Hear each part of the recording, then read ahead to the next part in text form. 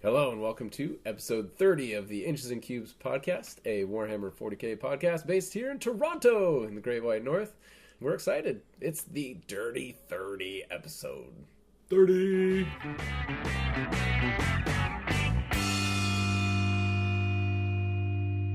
So, welcome to the episode where we will do a year in review. All 30 episodes, just reviewing the fun times we had. And we're not going to play them really fast? That's right. Okay. Yeah. But in any case, we are your hosts. I am Adam, the truest axe. Point click Nick. Mr. Fistball Fowler. And Matt, definitely not Matt Schnarr, Hurd. Hey-oh, we have a special guest today. What was the nickname we gave you last time? Matt, the beardless. Hurd. Oh. Beard shamed. You brought it on yourself, I man. know. Because of my lack of beard. Yes. Yeah. Because the no beard. Oh, that was two at once. Yeah! Oh. Take it away, Adam. What do you got? So my theme to the night is I found a new brewery, Black Creek Historic Brewery, which is... Oh, snap. That's where I got that growler from. There you go. Yeah. All right. So are they actually in Black Creek Pioneer Village? Yes. That's awesome. So my grandmother used to like curate for them and stuff and do... Oh, nice. Anyway, so I thought it was super cool. I saw it at the Duff and Mall Beer Store today. And I'm going to start with the Best Bitter Ale, celebrating Canada 150, I guess, on the label here. Yeah. And then I got one more in the fridge, so we'll try out their other beer as well. That's your 150. It's not my 150. Not the podcast for that, Paul. But right there with you. Julie took her kindergarten class there. And she said it was hilarious because, like, it's an exhibit. So there were, like, 5-year-old kids at the bar. The bar is part of the Pioneer Village exhibit. Oh, cute. Oh, I love drunk kids. Yeah, they don't get to drink. Oh. Wait, what? But they make beer for the growlers like they made it back then. So not very good. Cool. So Nick, what do you got? I am drinking a Saint of Circumstance Citrus Blonde Ale from Collective Arts. Oh, they do great stuff. They do That's really good stuff. It's a really different label. Yeah, all of their labels are local artists from the Hammer. They also have one of my favorite beers, which is odd. It's the Coriander and Himalayan Salt. The Hammer is Hamilton for those non-GTA listeners. And I was actually at the Collective Arts Brewery not too long ago. It's pretty nice. Really? I saw it on your Instagram. Yeah. It's like the third time I said that tonight. Well, I can't help it that I've got a brand to maintain. You're an influencer? Yeah, that's right. Those 400 people need to know what I'm up to. There's dogs that have more followers than that. That's true. My Warhammer Instagram has like 3 times as many followers as my personal one. That's because you connect your Warhammer one to your Tinder. That's right. Is that Paul? I do all right. So why don't we launch into it? Let's do some Hobby Desk. Paul, take us away. Not a whole lot. I've just been actually working on a new job lately, so that's been kind of cool. Eating a lot of time. I'm a regular 9 to 5 human again, but through another layer of dry brushing on that Contemptor Dreadnought. That's like the 8th? Yeah, like that's the way that I paint the Custodes stuff is just like tons of dry brushing, hit it with a sepia wash, do another layer of dry brushing, and then go in and get the details. So I'm just trying to get that thing to the point where I can go in and start doing the details before Christmas hits. That's one thing with models that are painted like mostly one color. Mm-hmm. That one color has to look good. Yeah. Right? So that's why I'm taking my time and I'm not rushing, and once I get it all done, I'm going to be doing the washes one panel at a time. Like like one section at a time, being like the leg, the other leg, the arm, the leg of the torso. It'd be a good opportunity to practice glazing, actually. Ooh. Like using your wash in like as a glaze kind of. Yeah, that's probably what I end up doing. Just so I can like bring the bronze color to a warmer gold kind of color, and then put the gold on top of that and go into silver. What would you use to glaze on top of the bronze to brighten it up? Agrax. Sepia. And that brightens it up? It warms it up. Okay. So like it takes the cool tones out of it, because bronze does have like a lot of blue tones in it. And if you ever notice your bronze paint separate to Yeah. the pigments, you see the blues and greens. Yeah. So you're kind of pushing those down. They stick in your shade areas, and then you're able to like bring up your warm colors. It's nice. He's a smart man. He knows what he's doing. I got a color wheel. Yeah, that's something I'll never wrap my head around. I'm a paint by numbers kind of guy. Numbers are good too. Like that also works. Yeah. So yeah, I've been messing around with that, and that's pretty much it. Yeah, so I have me next, so I'll go. I didn't really do much. It's the holiday. Like it's coming into the holidays. You're Yeah, shopping. job hunting, shopping, wrapping Christmas presents, cleaning up stuff. Does bagging off all of the Hogtown club presents count as hobby progress? Yeah, we had an assembly line go on this evening. Mm-hmm. Wonder what they are. Oh, you better. 600. There were 600 of them, and we sorted them all. You're welcome. Yeah. So that was our hobby progress. Yeah, sure. You guys helped out. Yep. Adam, what you been painting specifically? Oh man. Okay, so model count wise, not much. I'm focused on one model right now, and I've posted it and whined about it enough that you guys know what it is. Who dat? Go. Man, Right. Yes. Turkey. those Chaos Helldrakes, man. What a brutal model. Yeah. Like, To paint or to build? to paint. Yeah. Like, who was the jerk designer who came up with this piece of garbage? I love that you're having this problem. I hate that. That's why I use the converted Hellblade, because I Yeah. hate that model. I wish my customer would do that. Anyways, so I did something that I pretty sure I have probably promised that at least vowed that I would never do What's to that? paint this thing, which is use a Sharpie. You did use the Sharpie! Yeah! Hey man, if it's stupid and it works, it's not stupid. And the only reason that I have these markers too, because I was using it for some church stuff, and I was at my meeting earlier that day, writing stuff down on a big poster with gold markers, and they were in my bag. And I finally brought this model onto my painting desk and went, oh, fine. Yeah, but like, it's a great base, right? Like You gotta work on top of it. Yeah, so I wish I would have gotten like a better tone for the gold to work off of, but it's because it's a dollar store gold one. Yeah. But it was really fast to get it down, so it was nice, really helpful. Yeah, so just I'd say hit it with a matte varnish and go ahead and highlight it. And Yeah, You're I gotta laughing. do 2 layers of highlights and all that stuff too. Yeah, which is just annoying. make sure you varnish it, because it does come off. It's already gloss varnished. Nice. my man. Made that mistake already. Yeah. There goes all of your paint. Oh yeah, there's definitely some edges where it's worn off already and stuff too. But that's what your highlights cover it. But I had a really fun time experimenting with some kind of masking type effects on it for all the blue. So it looks like it just has these cool, almost wave, flamey type things on all the blue parts, which is really fun. Zichi, right? Yeah, it's for 1,000 cents. You getting fancy? Yeah, it was cool. It took a while, but it was really neat to practice with filters too with the airbrush. And the concept there is you have like a high contrast base of like black and white colors, and then you airbrush on top of all of those contrasting colors your main color. So I did all like the flamey looking things with the black and the white, and then I airbrushed the whole thing blue, and they come through on the blue, and the blue just tints the model. And so now I have all these cool blue flames, which is really neat. What do you mean by filters then? Because it's like putting a blue piece of plastic over a lamp. Oh, so it's not a literal filter on your airbrush. It's a tint. That's Okay. right. It When you- tints, yeah. Yeah, okay. When you said filter, I was like, oh man, there's something you can put on the tip of your airbrush? Oh, No, it's No, like yeah. it's often referred to as a ghost tint in the like In the forums? in the forums or on like auto body works. Yeah, I've heard of ghost tints before. I just when he said filter, I thought he meant a physical filter, yeah. not a Oh, totally. Yeah. visual. My apologies. It's like an Instagram filter. It makes it look like it's also everything's sepia all the time. Yeah. So I had a lot of fun with that, and then I just went over one time after I put the blue down one more time with a highlight on all the flames, and it looks really nice. And if I do it again, I'm going to charge a lot more for it. Yeah. But it was good to learn. That makes sense. Yeah. Matthew? A little bit of building. I picked up 2 more Sidonian Dragoons. I'm glad you didn't say robots. Nope. I don't need any more robots. I don't even have 1 full squad of robots. I have 2/3 of 1 squad. You can't buy more robots in Canada. Or at GW, they're sold out. Really? Worldwide, yeah. Oh, yeah, they're pretty good. Just buy the Forge World ones. But the Chicken Walkers, picked up 2 more of those because those are really good. The not dragoons. No, the Dragoons.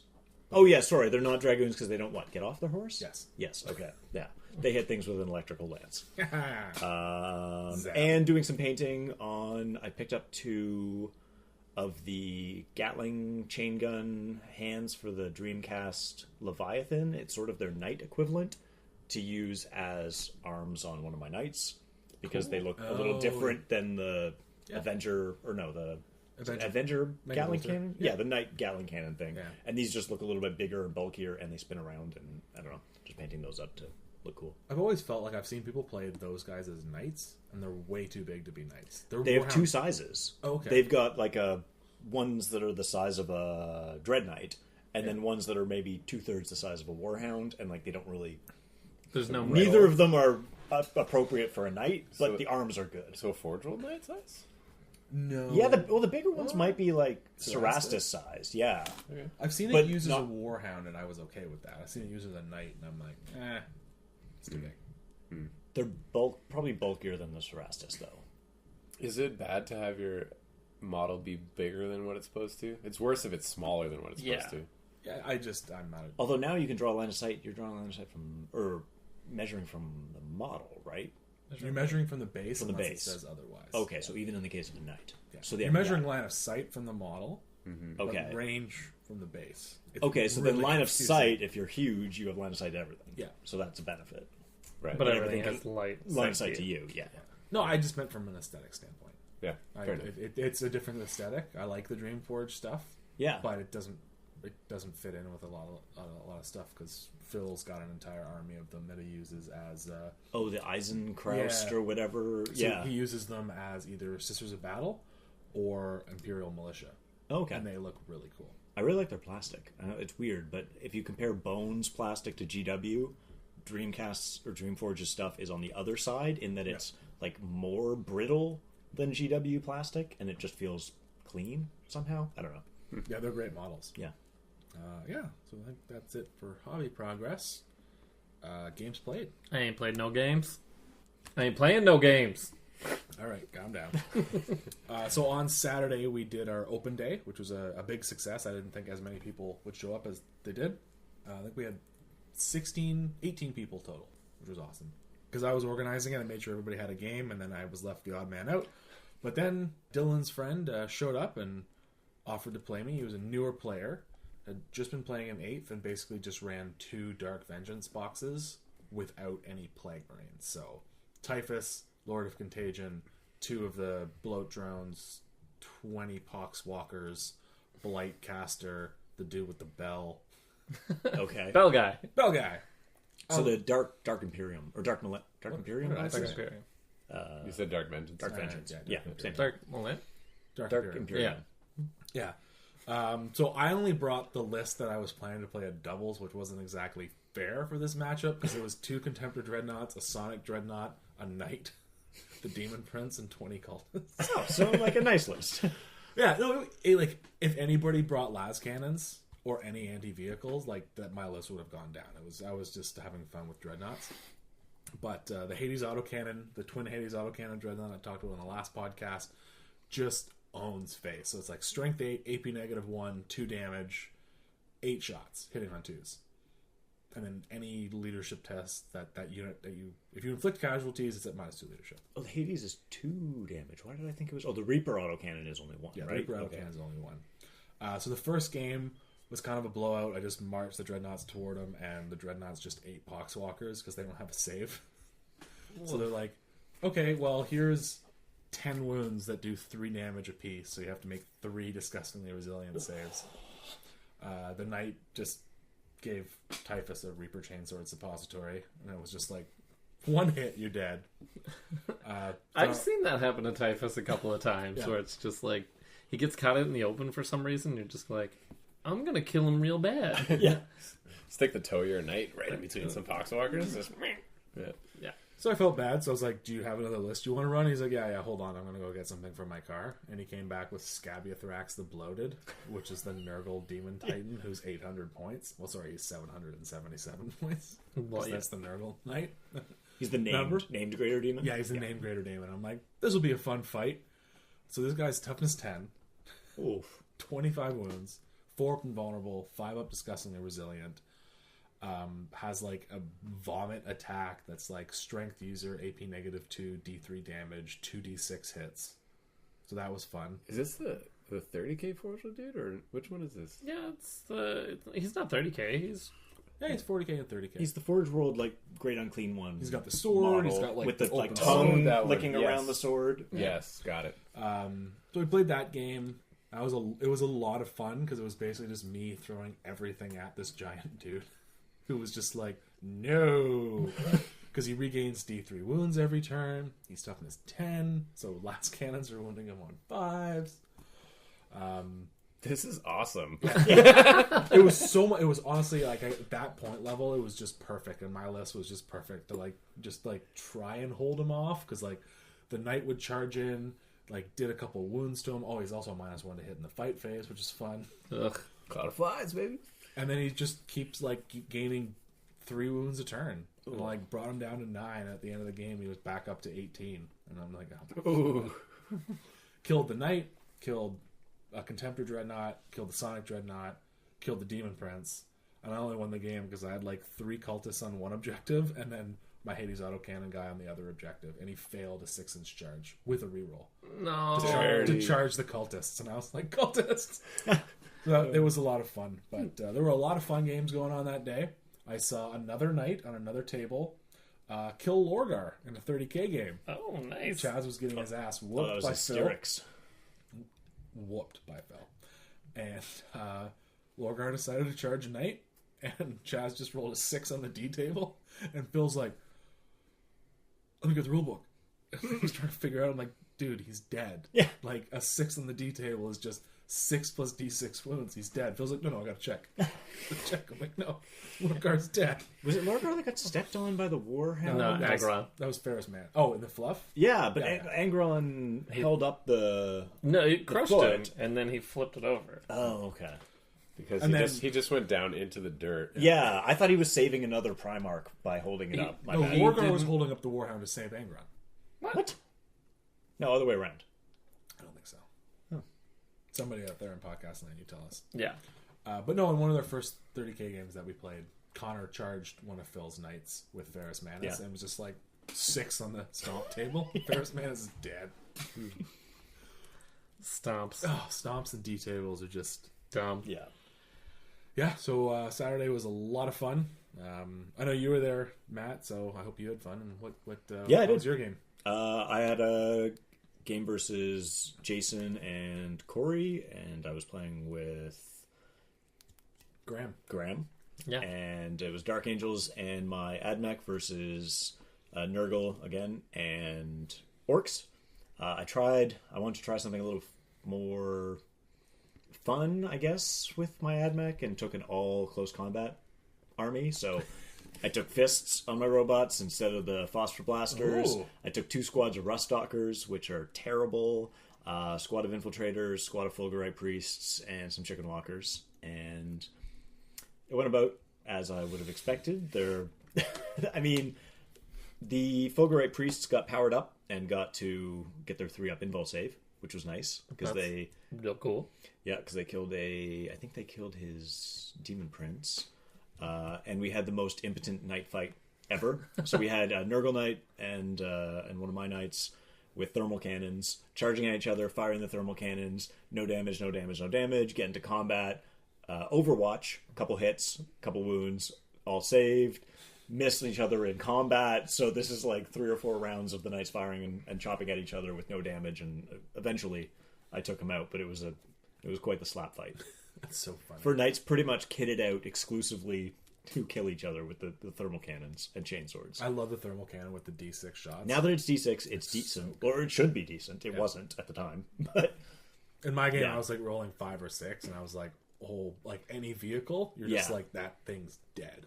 yeah, I mean, you can do 36 wounds with it. But you generally don't. Yeah. You're doing anywhere from 1. Yeah, or 0, 36 as we were doing. Yeah. Amazing. Against things without an invulnerable save. It's amazing. Yes. Yeah, for sure. Adam, you've been away. Tell us about some games. Yeah, so I was at the tournament, and I haven't listened to the last podcast where Nick got to talk about his tournament experience. I let him go for so long. We all went. And so you've already heard about the game where Nick had Nerf gun blast cannons. Yeah. So I don't need to go on about that. But basically, it truly was a game of the dice, and Nick got screwed. And then Gilliman took advantage of that. Oh yeah, he took advantage. He's like, I'm not gonna make that joke. Yeah, don't. I was just going to say, he's in a position of power, perhaps? Nick, no, Nick. It was a Matt Lauer joke. No! Well, I mean, no! It's topical.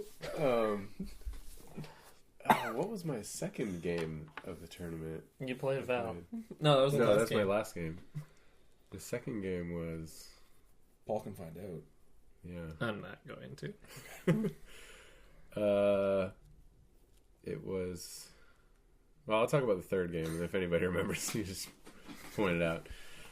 So the third game, I'd won 2 games at that point, which the first one was definitely undeserved.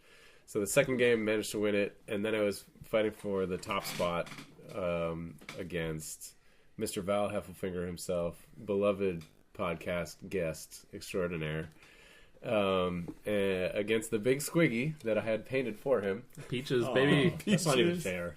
Yeah, and so he charged Peaches up first turn. I'm doing Primaris with Gilliman. You've probably already heard the list because Nick probably told you. Yeah. The Repulsor with 2 units of Hellblasters, a unit of Aggressors, and 3 units of Intercessors to make it a battalion. And an extra captain just to run around and have some fun. And a Librarian, I think. And the Banner, of course, so that when the Hellblasters die, they can keep shooting. Ands and ands and ands. Yeah. Anyway, so that list. And so Peaches ran up right in the middle of the board, and the way the terrain was placed, there's just this huge horde of orcs just stuck behind Peaches, which is really cinematic, right? You can just hear them all like yelling in the background. It just gets louder and louder. Kind of like that scene from Lord of the Rings, right? Where just all the elephants come. Anyway. Oily fonts. Yes, right. That still only counts as 1. That's the worst scene in... Yes, Cinematic you told us history. before on this podcast. Because it's bad. Because Legolas surfs down a dying Oliphant Yes. after putting... Yeah. Yep. Anyways, don't need to... Remember that time he ran up a falling rock slide? The Falling Rocks. I do. That's not... That's not physics? Paul's, You're not counting elves. Paul's Yeah, telling the same stories again. That's because we're old. We are 30 years old and we are rambling.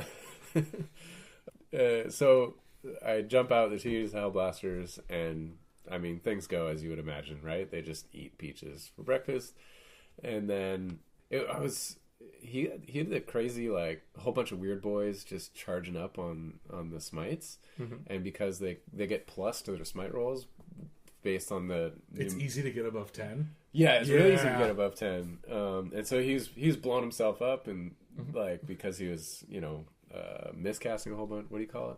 Not miscast. Perils of the Warp. But he's also getting the D6 smites off like crazy, it was kind of cool to watch happen, I was like, I ain't even mad at you. Like, this is fun, Like, this is Proceed. neat. Yeah. And yours is the army to get it against. Because Multi-wound. pricey models. Yeah, exactly. Gilliman's standing there, so I'm pretty sure he took one.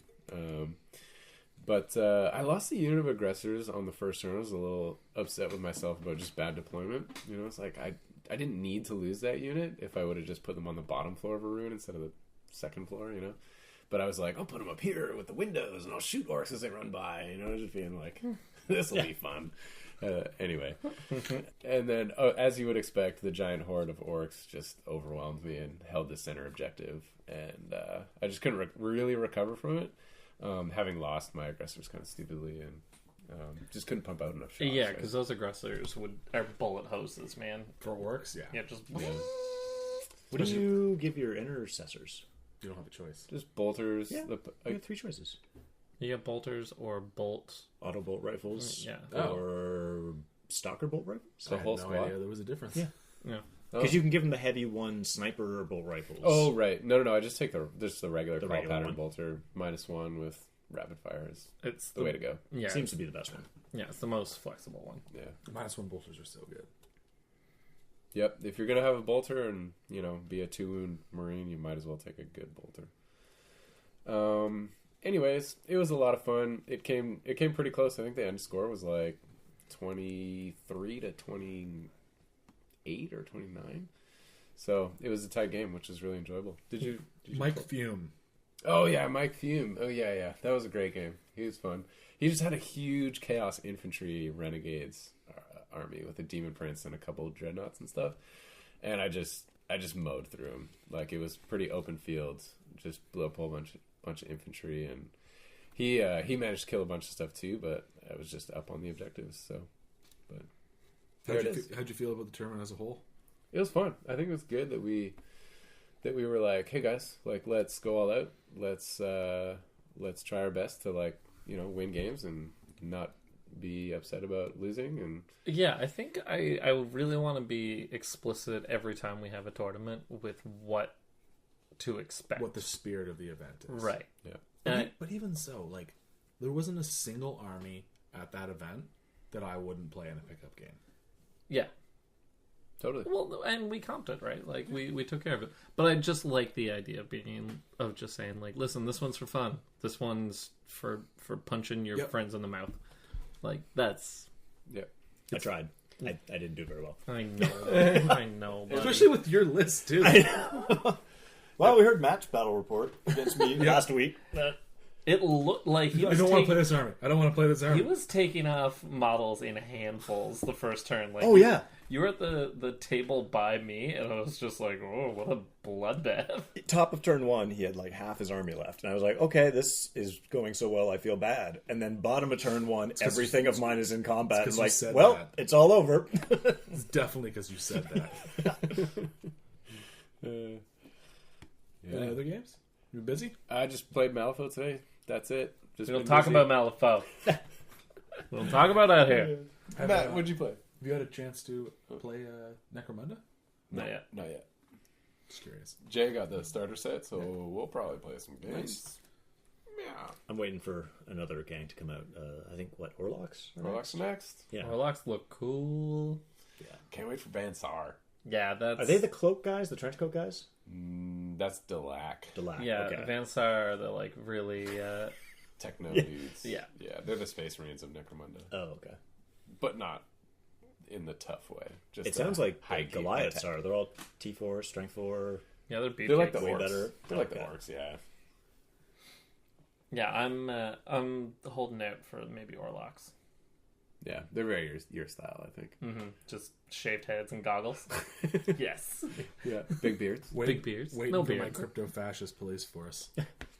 It's pretty late on the crypto. Yeah, that's fair. Matt, tell us about more games, though. Did I play any other games? I don't know, did you? Well, you got you got this yeah. beer sitting here you haven't opened yet. Oh, yeah. All right. Well, I guess pure Drink it up. Whoa! You blew it all over everything. It's literally been sitting there for a few minutes. It's still just overflowed. I'm not used to your fancy craft beer. I don't know how to open them properly. Oh, sorry. This is Yeah, you got to read the label. Naughty Neighbor. Why, hello, neighbor. Thank you, sexy lady. It has a lady on the front and some science, and it's from Nickelbrook. Some science. Everyone Look, it know. says no additives, no preservatives, just science. Drink fresh, do not age. Thank you. I try not to. What does the writing say? God, he can't turn off the ad man. Like, it's... It says our award-winning IPA pays homage to our naughty neighbors to the south, as our American Pale Ale has something for everyone. For hop lovers, the huge citrus and pine aromas greet the nose and continue on to the palate, leaving a remarkably easy-drinking, crisp, dry finish. We pack all this flavor into a brew that is 4.9 ABV, which gives a hugely sessionable beer that is perfectly refreshing. That reminds me of what his nickname was. The voice. Yeah, no. I think next year, and we'll talk about this later, Next year, well, we need to get him to do our promo spots. Yeah. Yeah, And if there's any beer companies out there that need a pitch man, that's it. Yeah. I will take that job. Guys, I just ordered a bunch of Naughty Neighbors online. Yeah. I don't think they're beers. I don't know what I'm getting. That's an escort service, Paul. Oh, no. I'm just going to freeze this credit card. Last thing, we're going to do a bit of housekeeping, because apparently I made a mistake. Wait, no. Did you play a game? Oh, yeah, we never actually got to sorry. that because I opened the beer. Yeah. Sorry. No, I played the doubles game, but the tournament. Yeah, had a great time at the tournament. Played that game against Matt Schnarr. He did his game already. Yeah, I did my games played. You guys spaced out for it.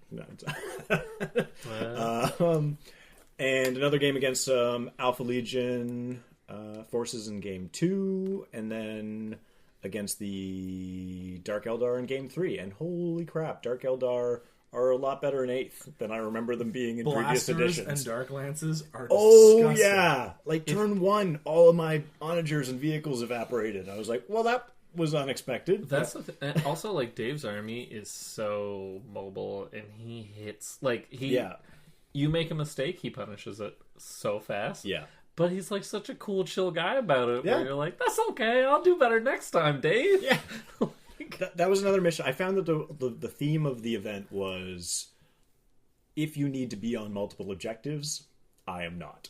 Yeah. Because it was pretty much a static gunline army, and I'm playing against Matt's Gene Stealers, and then against Dave's Dark Eldar. It's like, turn 1, I'm still in my corner, and they're also in my corner, and they have the rest of the board behind them. So, that, yeah, I think both of them pretty much got max secondary object, or max bonus points for the entire game. You know, we made the bonus points. I think we talked about this. We didn't talk about this because they weren't out yet. They changed some of the ITC missions recently, and one of them was one of the missions we played at the tournament. Because The character one? no, the last one that we played. Because the last one we played, the bonus was too easy to get. It was just hold the center. Not for Dave. Yeah, He did quite well at it. Yeah. And actually, the characters holding objectives, because Matt had 5, 6 characters. No, Matt Schnarr. Matt with was the jumping you around. can't You're shoot. Yeah, you can't shoot Gene Stealer, or you can't shoot like a zoanthrope Yeah. off an objective. So it's just sitting there at the back, just kind of hanging out. And Hey, well, guys. he's just got that. Yeah, just scoring points. Yep. Yep. What did both of you, because this is the first time that we've had you on the podcast since the tournament, what did you think of the missions?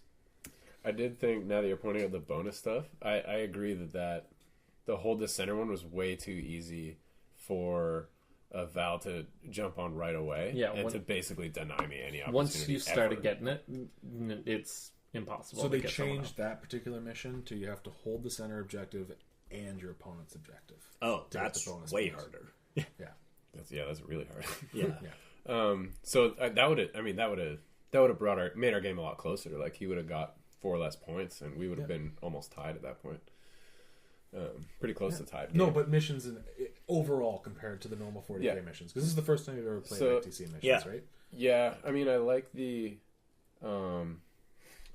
kind of so before ITC, I liked the mix of what's it called, Eternal War and Maelstrom of War that they had. I think they tried to keep that feel, except they let you. Do they always let you pick, or was that just for us? They always, like the 8th always edition let you ones, you pick the secondaries. So in a way, I like that. You get to kind of tool an army around what you're good at.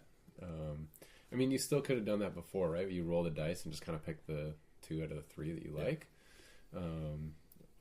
So yeah, I mean, it's kind of neat. It takes away a little bit from the Maelstrom aspect, where it's like, the battlefield's shifting, the shifting of tides of battle. You just kind of, you Drunk have general. to adjust. Yeah. Sure, you could be that extreme and call it that. But, yeah. So, but I still really like it. The character one was tough to get the bonus 2, just being being Space Marines and having not a lot of models to hold. What was it? 3 objectives with characters on it was tough for me. Yeah, that's a really difficult one. But think about it, the bonus point is only going to be 6 points over the entire game. And when we got scores up, the maximum score you could get in a game, I think, was 36. So you can score really, really high without getting the bonus. Yeah, but without a tiered level of victory, like if it's not like, if you beat your opponent by 5, win-loss, yeah. Exactly. It's not like you could be over by 1 point and win. You know what I mean? It's not like when on a 5-point spread you get a minor victory that's worth 750 points. But if you get a major victory with a 10-point spread, then it's the full 1,000. You know what I mean? Yeah, I mean, I do. I hear where you're coming from, and I do like that because I like that a lot in I think 5th edition where they had that. Like if you beat your opponent by this percentage, then it's this victory. Yeah. I definitely think that would be something that could be built in to a more Hogtown tournament. Because you're right. Like if someone beats you 22-21, they shouldn't get the 1,000 points And you that get ITC. 0 or whatever. Yeah, and you get 22, and they get 1,023. Yeah. So that's definitely something that we should keep in mind. And to tie on a 36-point spread is like impossible. Oh yeah, You know what I mean? So, Yeah. like, how are you getting that 500 and 500? I found about like Astro, because I found the Astro missions, they do them all out of 15. yes, And they want you to have like the primary is worth 9 maximum, so 0, 5, or 9, I think, depending on if you lose, tie, or win. But then it really comes down to if you're winning the primary, it's probably also because you're winning all the secondaries too. So it looks granular, but then you're like, well, if I killed 5 of my opponent's units this turn, it's probably also because I have board control and I have all the objectives because he has no guys left. So it sort of snowballs a little bit that way. I like them. I've been playing more of the open war missions recently, so I think having played the ITC ones, if I was going to go into another event with ITC, like in Vegas in January, I'm definitely going to list Taylor towards them, because you cannot play a gunline army in 5 objective type missions. no, you need to have that mobility. You need for sure. tons of mobility, but yeah, they were fun. I have one more criticism and then a final thought. Sure. And then I don't know if there was anything else. But so the missions I found weren't dynamic, right? They all were still kind of the same thing each time, essentially. Right? They're a minor tweak between each one, but they're essentially the same thing. Just a different number of objectives and a slight tweak to the bonus. Yeah. Yep. So it's not like Astro where it's like you have to come in with a list not really knowing what to expect, right? And you're in these like crazy situations where you're like, oh my gosh, like what do I do this time, right? Yeah, and like Astro really pushes the narrative side of stuff too. Like This is supposed to be as balanced as possible. And like I said in the last episode, it's all supposed to be extremely balanced in favor of the person who goes second as well. I like the fixed objectives. That simplified things. Where they go. Like fixed placement of objectives rather than player placed. Right. Yeah. But no, I mean, I think that's a balancing factor for sure. Yeah. the next Hogtown tournament, I'd like to do a little bit more custom stuff, for sure, in terms, maybe missions, maybe more in terms of how scoring does, because your point makes a lot of sense to me, because it should be a spread, right? Mm-hmm.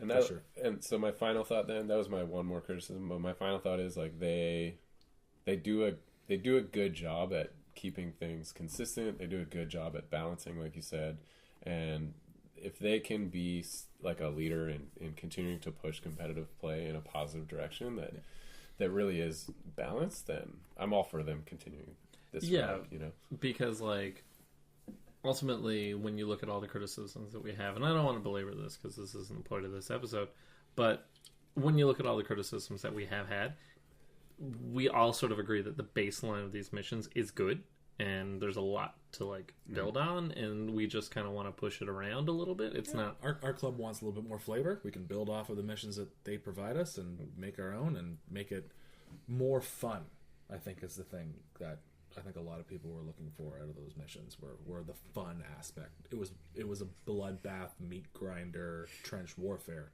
That's what the missions were. Yeah, and I killed a unit, you killed a unit. I hold an objective, you hold an objective. Yeah, and like normally we do really wacky events or like somewhere in between, which is also fine too to say like, well, this event's gonna be like this, and then all of our other events are wacky events like normal. You know? So anyway, Greased up servitors. So speaking of greased up servitors, a couple things to plug. December 9th, Saturday. This Saturday, we'll be meeting at... No, it's not tomorrow. It is tomorrow. We're in the future. Yes, we're in the future. Wake up, Connor. You're in a coma. We're doing a little holiday party at Henderson's Brewery, which is at Dundas and Sterling Road. Yeah. Or Bloor and Symington. Yeah, it's in a weird little industrial park by the museum. It smells like chocolate because it's right next to the chocolate factory.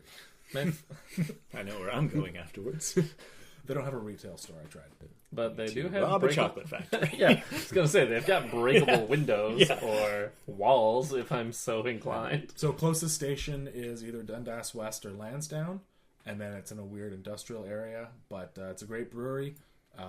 All club members, and I do apologize to anybody who is not a club member, who has been seeing the posts on Facebook and who has been messaging me. You're not getting a Christmas present if you're not a club member. Don't apologize for that. There's just been so many people like, oh, are you just guys giving out stuff? I'm like, are you a club member? They're like, no. I'm like, well, you're not getting anything. Oh. No, I don't. Yeah, ain't nothing to feel bad about. Nope. So that's fair. You got to be a club member. There are, I think, like 66 of us. I have a list. You have to show me ID to get your present. And it's not high bar to be a club member. It really isn't. It's $20. Mm-hmm. 20. You show up to this party and one tournament, and you paid for how much are a set of Christmas gifts? I think $6. $6 to $10. $6. Yeah. $6 each. $6. Yeah. But I mean, that was an extremely discounted cost. No, I With mean if no you had labor. to buy them. Oh, those objectives, those would probably go for. Yeah. Okay, those presents, bleep that out, That won't. please. Shan't. We'll probably go for about $10-15 Yeah. a pop. So like, come on.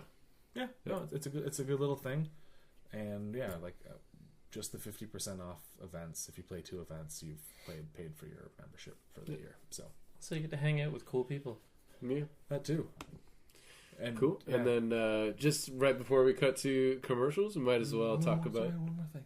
Oh, Oh my What? god, you guys. We also have the Lethal Lottery Oh, yeah. Lovers event coming up in lovers.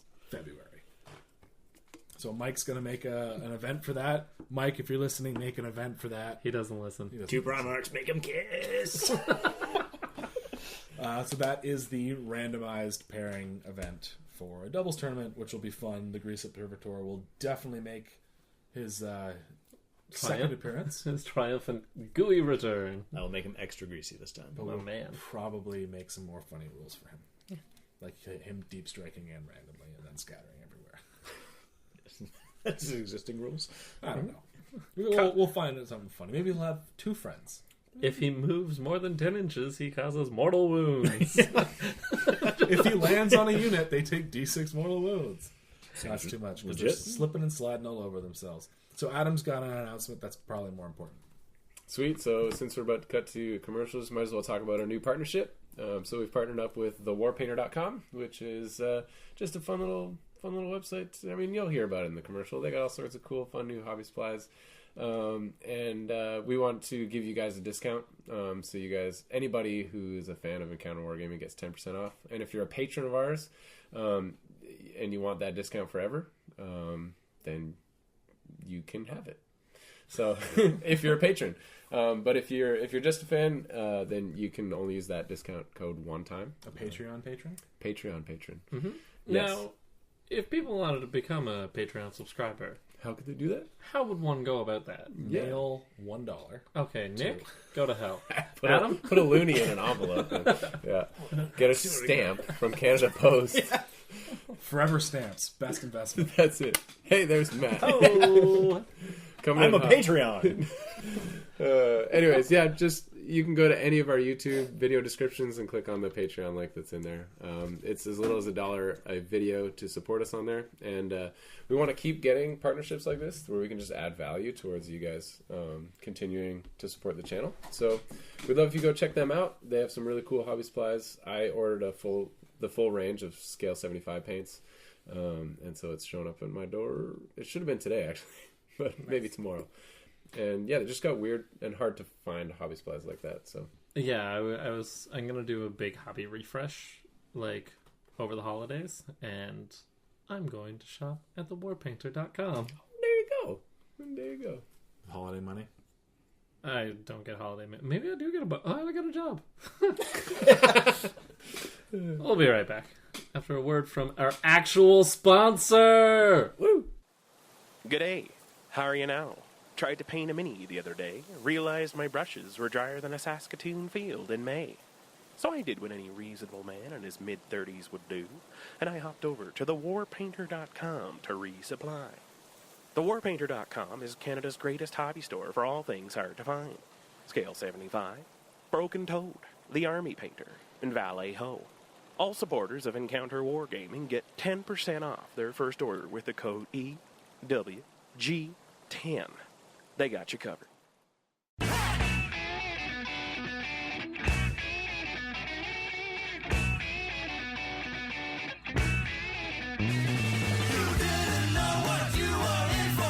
Battle Brothers Studios, a commission painting service passionate about making your miniatures and your gaming table look great.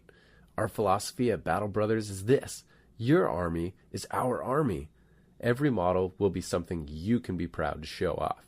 Send us a message on facebook.com/Battle Brothers Studios for a free quote and make that dream project come to life.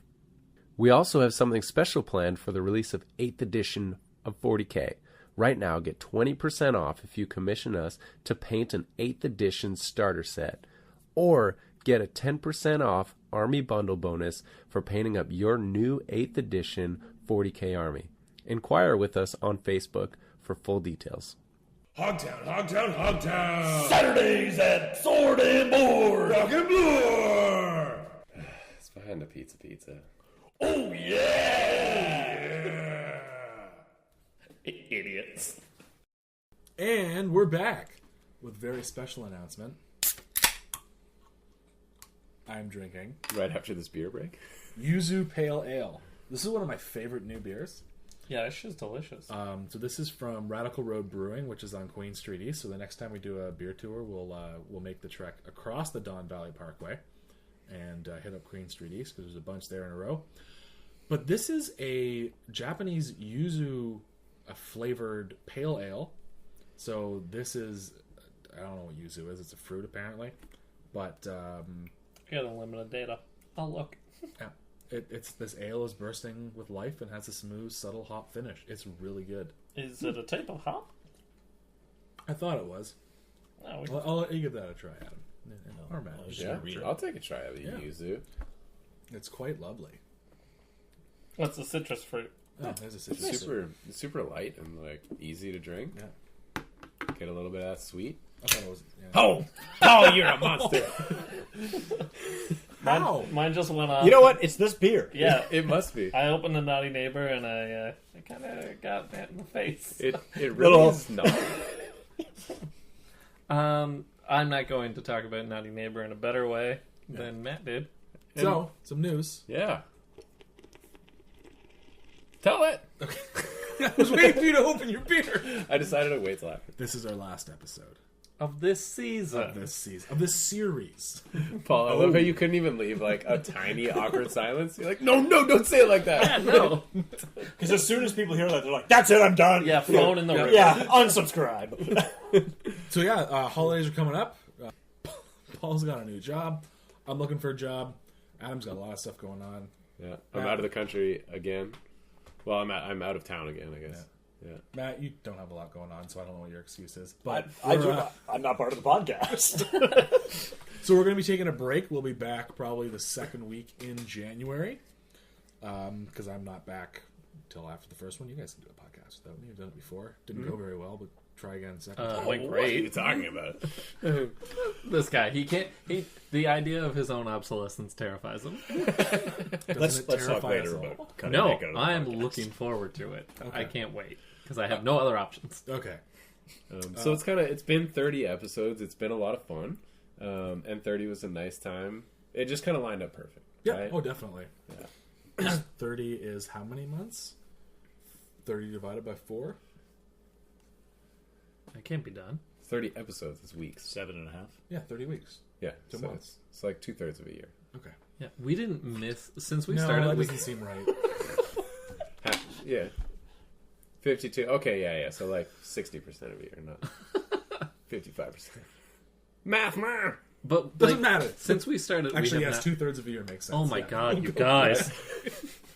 Go This with is- 2/3 of a year. This is why this isn't Inches and Cubes, the friggin' math podcast. So yes, so what we're going to do for this episode is we're going to kind of do a little bit of a review, talk about what we liked, what we didn't like, our favorite guests that are never coming back, James is never coming back. Yeah. Down, I thought he brought the cat. No, I'm kidding. I love James. There's no guests that aren't coming back. no, it's true. There are definitely no guests that aren't coming back unless Connor ever wakes up from his coma. Well, then we all cease to be because we are just fleeting moments of the dreamer. Unless we exist in the back of his mind. Season 2's gonna be crazy! So let's start out with a fun little thing. So, Adam's gonna open a beer. What are you drinking? Another Black Creek. This one's called the Rifleman's Ration. It's a brown ale. And I didn't read the description last time because I was too busy talking about it. So I'll read the description of this one. This is, for British soldiers stationed in Canada in the 1800s, money to buy a daily ration of beer was a part of their wages. Ooh, love a per diem for beer. Treat yourself to this historically inspired brown ale with the rich hint of chocolate, the aroma of dark roasty bread, and a smooth malt finish. We follow an age-old recipe, including the ingredients of the time, including only Ontario-grown malt and hops. I would have loved if they were like, including ingredients of the time, such as water. Tastes like syphilis and scurvy. Yeah, and syphilis. And child labor. All right, history guy. What's the rifle that rifleman's got? It's a musket. I don't know what era it is. Giselle, an arquebus, No, a it's- caliber. No, it's definitely a musket. Yeah, Giselles are way old. Yeah. Flintlock. Yeah, it's a flintlock musket. We are talking about a picture on an audio medium. Which is not uncommon in this podcast. There's a painting session on this podcast. It's true. There's been a few. So what, guys, what was your favorite episode of our first series? I gotta say, I loved the fun time grab bag that we did. That just like it was a monster to edit. Like, I will say that, because there were 4 of us in a room crowded around the mic, just talking over each other, but just kind of throwing weird questions at each other, and like, I don't know, it felt very pub nighty Yeah. to me. Yeah, And for sure. I want to do another one of those. And I want to do another one of those where we get questions from our listeners. So if you want to fire those our way, do that. You know how to reach us either on Facebook, Instagram, however do. Snail mail. Snail mail. Skywriting. Mm-hmm. Smoke signals. Yep. Is there some sort of percussive earth communication we could use? That's got to be a thing, right? What are the things from Dune? Oh, wait, you've never read Dune. I'll read it over Pigeons. Christmas. Pigeons. Yeah, They're pigeons. also not in Dune, but Someone buy me a copy of Dune and I'll read it right now. Talk to they Connor. coming out of the sand. The pigeons, it's on the cover. It might have been a different book. So I'm going to go way back, and it was the first episode where we had a guest, and we had Connor on, and we were talking about our first games of 8th edition that we had played. Yeah. I think it was like episode 4 or 5. Had some great conversations about the rules, some funky stuff that was going on. We were not running good lists at the time. We No. were running our 7th edition lists made up for 8th edition, Index 40K. Index 40K, which was fun. Because it was just like, I re-roll a dice. Yeah, That's the only those thing up my sleeve. Those were the days, man. Like, stratagems are nuts now. Yeah, so that was fun. And then we went to the bar afterwards, and that waitress was like, I'm going to level with you. I have not been keeping track of how many drinks you boys have had. Did we talk about her on the podcast? I don't think we did. This woman might have been the worst waitress in the world. Like, That sounds like the best. But she waitress in sat the down world. and straddled the chair like one of the cool teachers. yeah, she like she AC Slatered the chair, and then like was like, "I'm gonna level with you guys. I don't know what anything you had, so we're gonna work on the honor system because I got an idea." And we probably left there paying like $50 less than we should have. I shouldn't have left early. Yeah, but holy smokes. That was just a good memory Uh-huh. that went with a pretty fun episode, and I really think that's when we, as kind of like a triumvirate, hit our stride. Yeah, once 8th edition came out and we stopped speculating and started. No, even then, I think our chemistry was built up. I think we laid the foundation for how things work. We weren't doing like the hold up a finger if you want to interrupt somebody. Now we kind of just all read each other and well, you edit the podcast. There's not a lot of interrupting going on. Sure. we. It's like so much worse. It's actually funny because I was thinking earlier today, I was like, I want to talk to Paul about the finger thing. Because it was the one time I put up my hand and he just stopped talking. I was like, no, it's supposed to be like you finish your thought and then I'm going to go next. Yeah, because right? I hadn't seen it in so long, so it came up and was like, oh, this is going to be good. I better stop. No, Nick. You thought it was a shush? Yeah. Shush. Shush. Finger right to the mouth, touch the bottom of the nose, and go, shush. No dreams. So, you guys. So, to respond to that, Nick, I would say we're better Yep. at the interrupting thing, but it definitely still happens, and we need to get better still. But I don't think like by interrupting I meant like talking over. We do when somebody does start talking, somebody will yield the floor to them, and there's not like two conversations going on at once, which took a while to figure out. Just the pacing, the chemistry, and some of the fun stuff that we kind of rolled into being traditions on the podcast. Yeah. Overall, you're right. Yeah. Totally. Also, one thing that I'm sad that didn't continue is the phrase "call power," because when we were talking about like the bolters, just like, And then and then Matt was on the podcast. yeah.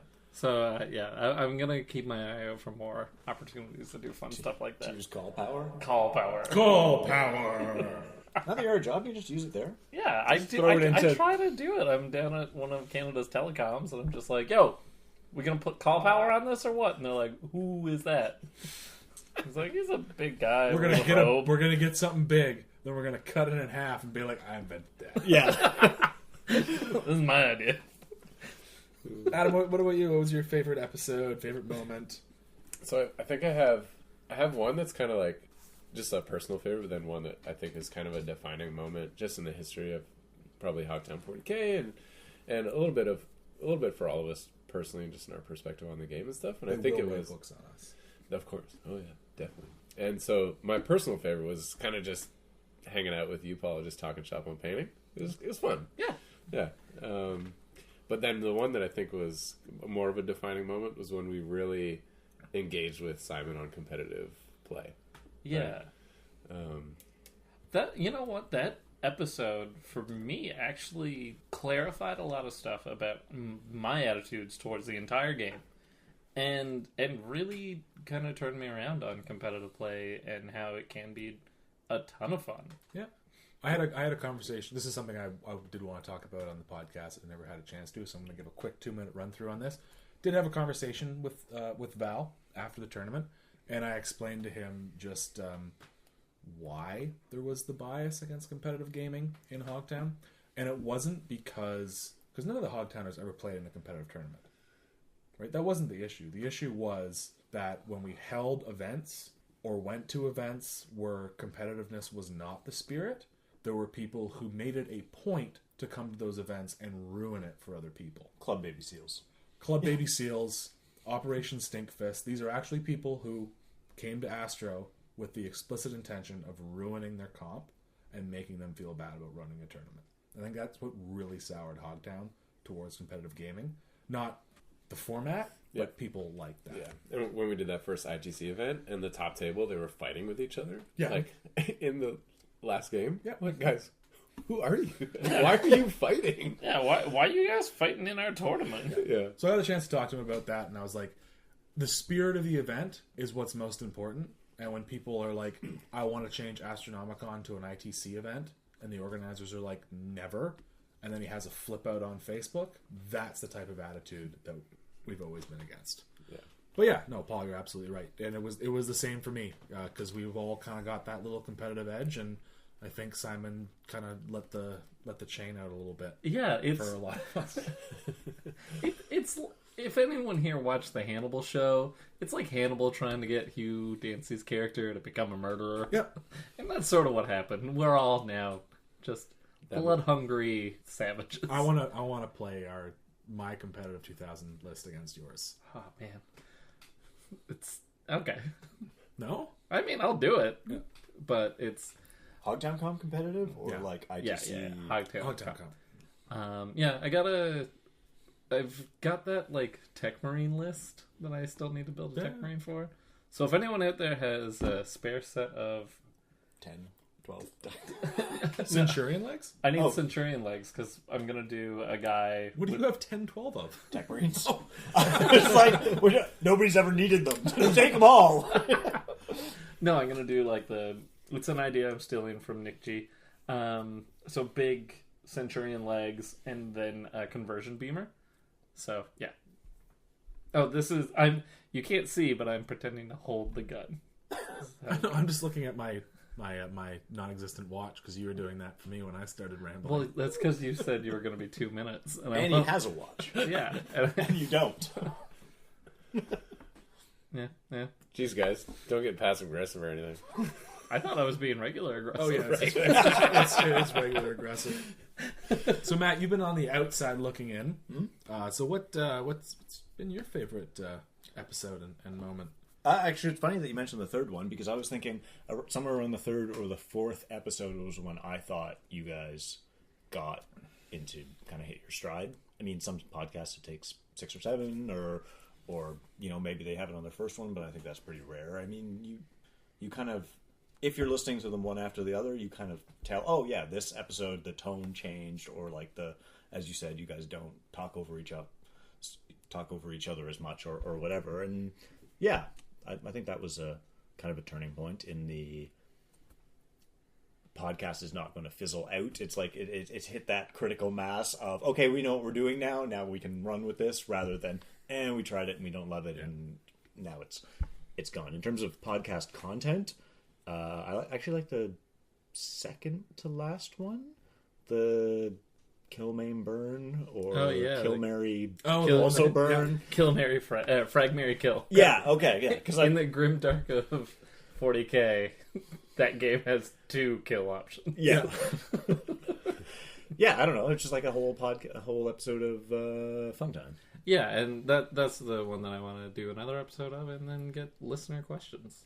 Yeah, that's a good idea. And I think it's only special when it's once in a while still. Yeah. Oh, yeah.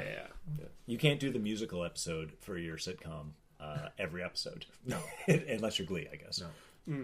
It would be fun to do like listener mail at the end. Be like, this person has a rules question, let's discuss. Or this person has a thing about that's going on in their gaming community, let's discuss it. That'd be kind of fun. A friend of mine has a podcast called This Is Just a Show, and it's about Mystery Science Theater 3000. So they're reviewing episodes. The new one? All of it. Okay. It's actually really good if you like the show, and even if you don't.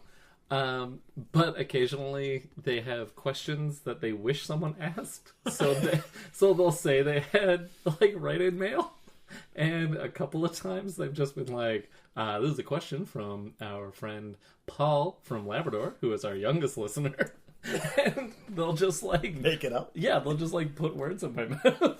Do you remember when we tried to get Adam to watch Mystery Science Theater 3000? Yeah, that's not gonna work for him. And you got like 15 minutes into the first one, and you're like, I don't understand what's going on. No, it probably wasn't even 15 minutes. Actually, my favorite episode is any time that Vincent Price is mentioned and Adam doesn't know who he is.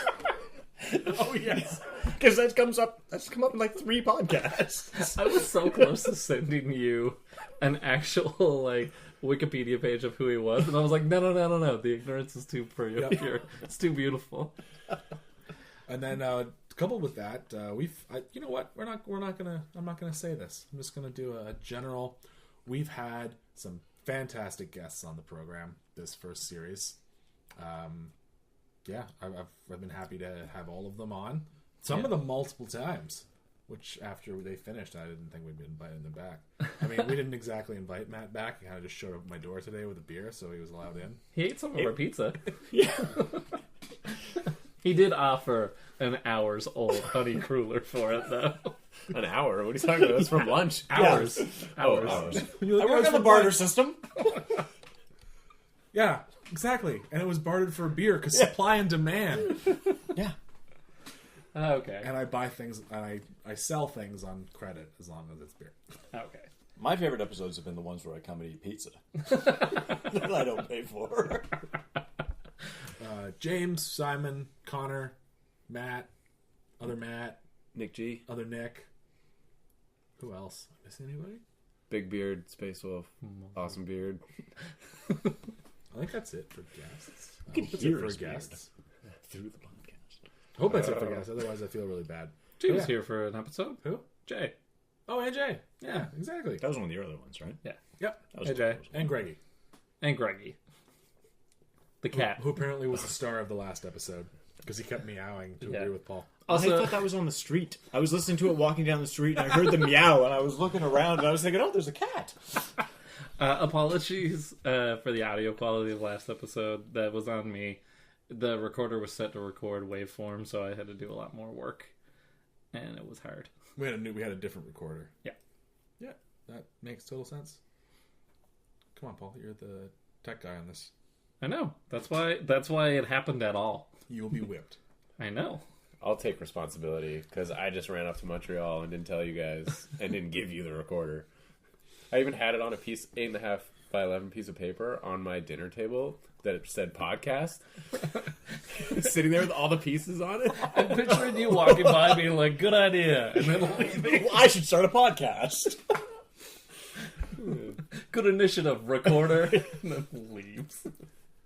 So yeah, just let's just quickly summarize. What do you feel has worked well for us? I think ripping off independent characters really worked for us. Yeah, Yeah, no, those guys are great. I do like I listen to their podcasts. The 3-hour episodes are just too much sometimes. Like I like their content, I like their stuff, but I feel like just keeping ours to like an hour 20, hour and a half is just perfect. Yeah, and I mean, those guys are amazing, like, that they can just rattle it off, like, the way they do, and they get, like, big interviews, and that's righteous and stuff. For me, that's like a magazine show, though. It's, like, I'll listen to the parts I like, and then skip. We're a newspaper. Yeah. About our own lives. Which is actually, I like that it's probably more, I don't want to say amateur, but it's like Intimate. Sure. With our Grassroots. listeners. Yeah. But like we're having fun with this. We're not taking this to the extreme, and this is people getting to take a peek into our hobby lives. And like we do have stuff to say, and you know, we're not like we got good hobbyists, we got good gamers, and we're just having fun with it. And yeah. One thing I do want to do, and I know I've talked to you guys about this, I will work on designing a survey. Maybe I'll work on it if I have some spare time at work tomorrow. I hope no one at work listens to this. That would be fascinating. I will. My boss has been like, "Oh, you do a podcast? Send me the link." I'm like, "Not until after I leave." Yeah. Oh, yeah. After the Matt Lauer joke, yeah, no, I'm not sending a podcast. That's not that bad. I know. I work in human resources. You don't. Oh, right. Yeah, it's true. No, yeah, I know what you do. But I'll design a survey, and anybody listening out there will post it on a link in the YouTube page where this is posted, as well as the Facebook posts. So if you listen to this through a podcast app and you don't know who we are, find the Encounter Wargaming page and fill out the survey, please. We'll post it Everywhere next week. So the Friday To first go- Friday that we won't have the podcast, we'll post this. Or to go along with this podcast. One or the other. Yeah, one or the other. Yeah, okay. We'll figure it out. Mystery 3000. That's not. That's not it. Starring Vincent Price. I don't know what I'm talking about. Yeah. Excellent. And then Apple will be releasing podcast analytics in a couple weeks for iTunes. So if you are out there, if you listen to our podcast, subscribe to it on iTunes and leave us a review, because we finally got 6 reviews, which is enough to give us an actual rating on iTunes, which is 5 stars, which is awesome. That's right. Yeah, 5 stars! And if we get enough of them and we make the top newest podcast, you have 6 months to get on that list. Yeah. So, big deal. Do it. Do it. Do it. Do it. Do it. Was it Shia LaBeouf thing? No. No, it's Emperor Palpatine. No, yeah. So we've had a big year in the hobby. Do you guys really want to like go on about 8th edition? Because I kind of don't. Like, I just want to talk about like the club growth and stuff. Yeah. We'll mention it. 8th edition happened. Yep. It's been a lot of fun. Well, I The, think the idea for this section, so we were going to have a section where we just kind of did 2017 in review. And I think what you're trying to say is we all kind of know what happened. Yeah. Right? If you're listening, you've probably played 8th. Yeah. Well, I think it's important to note that 8th is kind of the thing that kicked this podcast off. 'Cause Oh, it we were definitely like, is. what do we do? We were so like, we had so much dumb energy that we're like, let's start a podcast. Yeah. Oh, God. Actually, have we ever talked about the genesis story of this? No, I don't think we have. I don't remember. What is the Genesis story? We were all sitting around in Duffy's like, hey, guys, you want to do a podcast? And I was like, guys, we haven't kind of Wargaming. Let's do a podcast. Like, Yeah. Adam, When was this? this was about? It was like right after I left Kobo, and like I think Why Adam, were we at Duffy's? It was literally the day we were sitting in the bar and you pulled out your Fire Raptor for the first time that I saw you pull out your Fire Raptor and hit on the waitress. It was after we did the campaign, Paul and I's campaign for the channel. Yeah. And yeah, Adam basically called our bluff and was like, "Well, I got all the stuff. I'm coming over. We're doing it." So And then we went over to his house. yeah, and then like That night and recorded the first episode. Yep. No, we did. That part is a lie. no, but oh god, I forgot all about that. Yeah, we did the campaign. Paul pulled out his Fire Raptor at the bar, and Whipped then we out. started a podcast. Whipped out. It definitely whipped. Yeah, what? It was covered in a towel even too. Yeah. Ooh. Oh, guys, And he pulled the towel off. I got something to show you at the next break. Is it your Fire Raptor? No, it's not. Oh. I don't want to see your girlfriend's Fire Raptor either. Oh, there's no girlfriend. Could it be good? So yeah, 8th edition happened. Tons of fun. New codexes. We've gone all the way. I feel like we went through already an edition. The minute that the indexes began to become obsolete, it was like, no, 8.5. They've released 10 years worth of in GW terms of rules in 6 months. Like, because all the indexes updated every army, and then they released 10 codexes. Yeah, It's been awesome. Like, it's like everyone working in the design studio switched out like bacon and eggs for methamphetamines. Yeah. And they're just like, let's work every day. bangers and mash. Not to mention the Forge World stuff. FAQs every week, erratas every week, new stuff every week. So it's The been, Facebook page not taking their ball and going home every time somebody asks a question. Yep, they've been on point on social media. So it's been a lot of fun to kind of go along for the ride with 8th edition with the podcast. Yeah. Anything else you guys want to say on that topic? Nah, since we're skipping it, let's just skip it. Yeah, right out of the gate, Gilliman was too strong and Mortarion wasn't strong enough. Yeah, and they bumped. Yeah, you didn't see that. You didn't see my cold glare. Well, I love when they were like, "Oh, did you catch their retcon revisionist history of the chapter approved article?" The revisionist no. So Apparently not. the Stalin airbrushing. Yeah. So basically, remember when Games Workshop released the article being like, Call and Gilliman are getting a points increase? Oh, yeah. If you go back to read that article, they take out the mention of Call getting a point increase because he didn't. Interesting. Because he didn't get a point increase. Yeah. I have to say,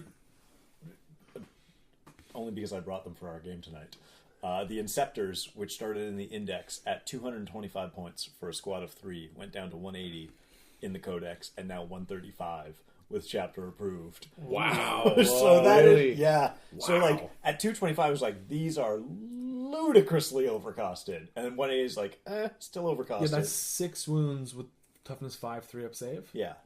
At, Ugh. at 225? Yeah, that's way too much. No. So like 135, you're starting to get into the, but it's like, who thought 225?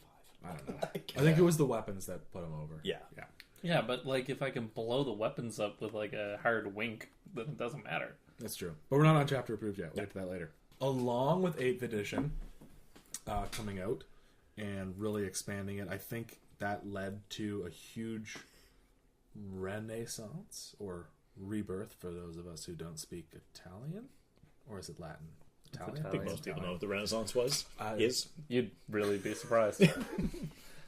With the club as well. So we went from having something like anywhere between 25 and 30 members in like May to having like 70. I think we're pushing 70 now. And I'm proud of each and every one of you. that is a lie. I'm proud of 5 of you.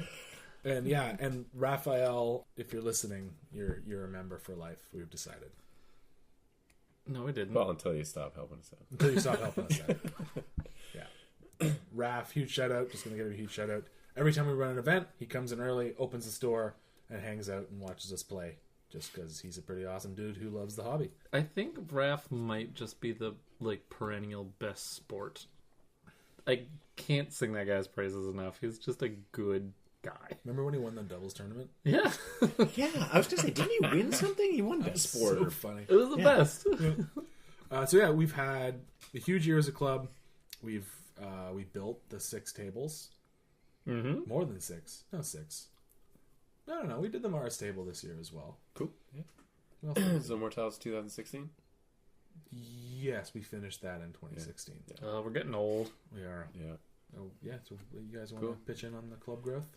Well, I mean, kind of doubling our membership is pretty great. Instituting like open days. We haven't run a lot of them. We've only done the 2. Yeah. But so far they've been a smash. People like being told who to play. Yeah. Yeah. People don't want choice. They want options. Because like people Yeah. were coming up to me on Saturday, who am I playing? And I'm just like, you and you. Do you know each other? No, you're playing those guys. Who else So this doesn't is the know each best. other? Well, like that's cool. Like No, this it's is this awesome. is what I wanted when I joined this club. Was Yep. like I'm gonna come in, I'm gonna meet a bunch of like-minded people, and I'm gonna meet a bunch of people that aren't like me or are kind of like me, mostly like me. They got beards, glasses, except for nerds. Yeah, I'm gonna beat a bunch of nerds, and like I'm gonna do something together with them. That's cool. And like the open days, I think that's the exact spirit of that. And I think that might be what I'm most proud of in the club right now. Like the tournaments and the events are great, but the open days, that's just a fun idea. Yeah, there's a lot of potential for the open days, and I just love the idea of like exactly like you said, just come in, play someone you've never played before, and just have fun. And like suggesting the theme for the day is awesome, but making it clear, like, listen, here's what some people are going to do. If you don't want to do that, that's cool, because we don't run your life. I'm not gonna lie, I was giving Chaz and Phil shit for not playing because they showed up on Saturday. I'm like, oh Phil, you're here. You're here to play doubles. He's like, oh, I forgot that this was today. I'm just here to play some 30K with Chaz because Chaz refuses to play 8th edition. Oh, really? Is that his story? Yeah, he refuses to play 8th edition now. That's fine. Yeah, and I just kept bugging them. I'm like, hey guys, like, come on, play some doubles. Get out of here. Don't tell people how to play with their little man. I know. But that's exactly it. So I was talking to Matt about the next one that I'd like to run in January. I was talking to Paul about it too. It'd be fun to do like a January juggernaut. I'm really going for alliteration on these open day Yeah, names. you really are. I don't know what we're going to do for February, but whatever. February. Freak show. Yeah, thank you. So January, Only Dark Eldar homunculus. so January juggernaut, something like maybe 1,000 points. Maybe I'll do 1,500 points of either all super heavies or 1,500 points of a list designed to solely kill super heavies. I like that idea. I like the Moby Dick day.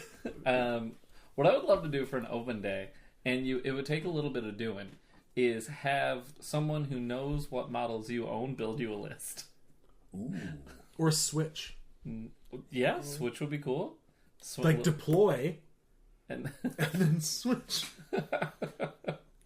that would be kind of funny. Oh, that would be, I like that idea a lot. And especially with data sheets, it's a lot easier to pick up someone else's army and just do it. Oh, Yeah. definitely. Yeah.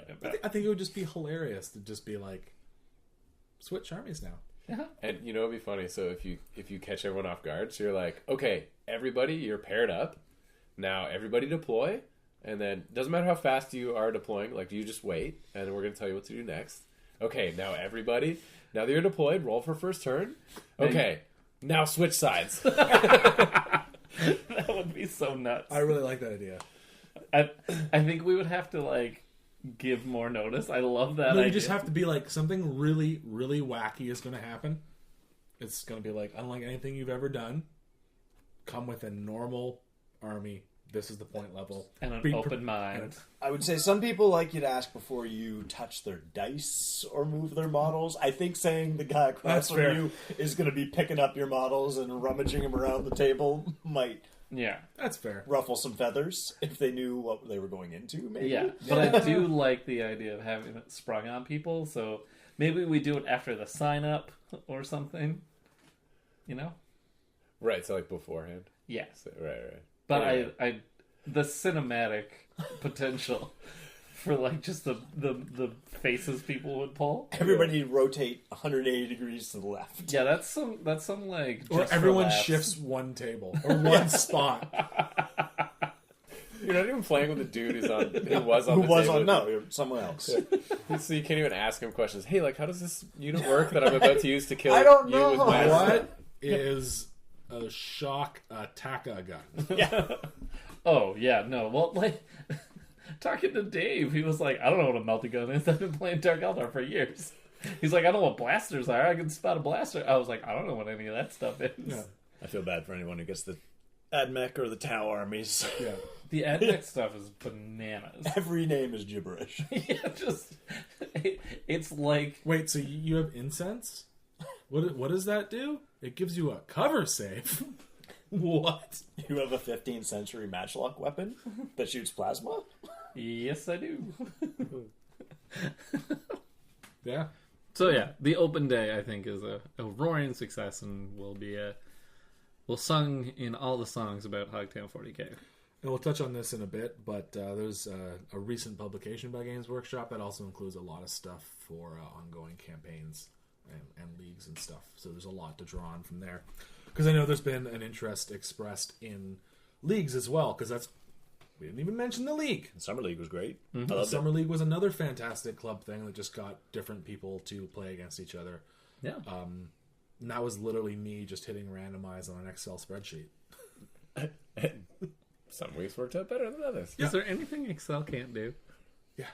Can't scold a child. It can't do anything that involves qualitative data.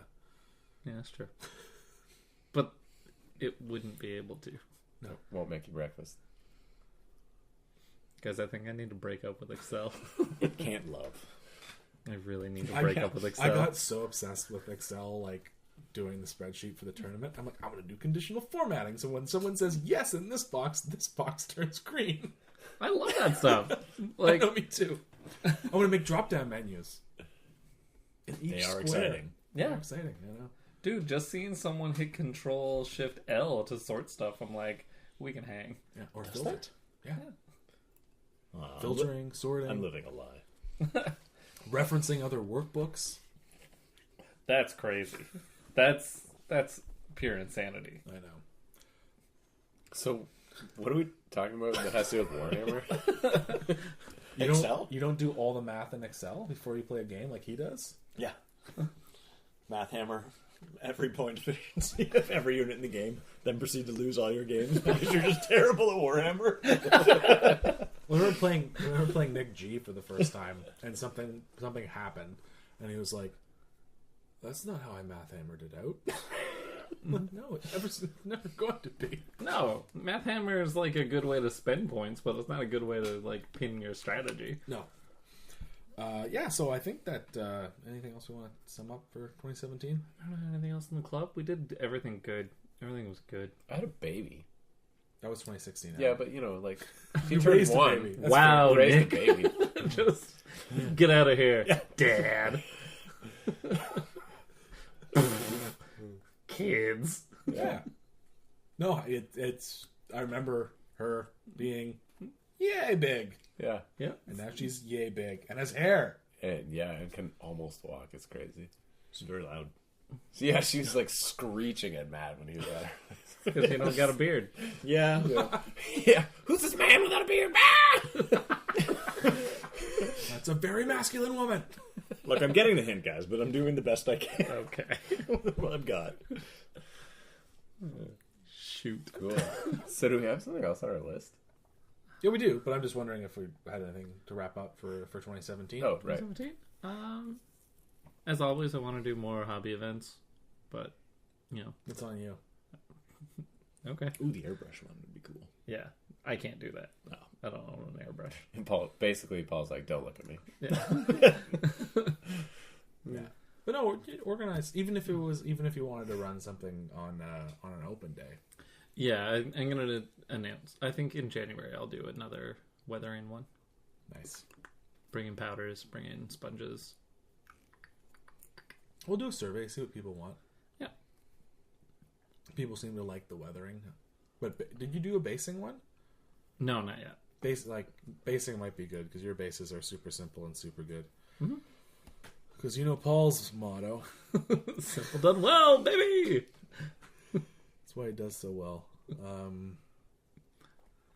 The Warhammer stuff. Okay. What the Warhammer stuff? All right. So that's the past and the present.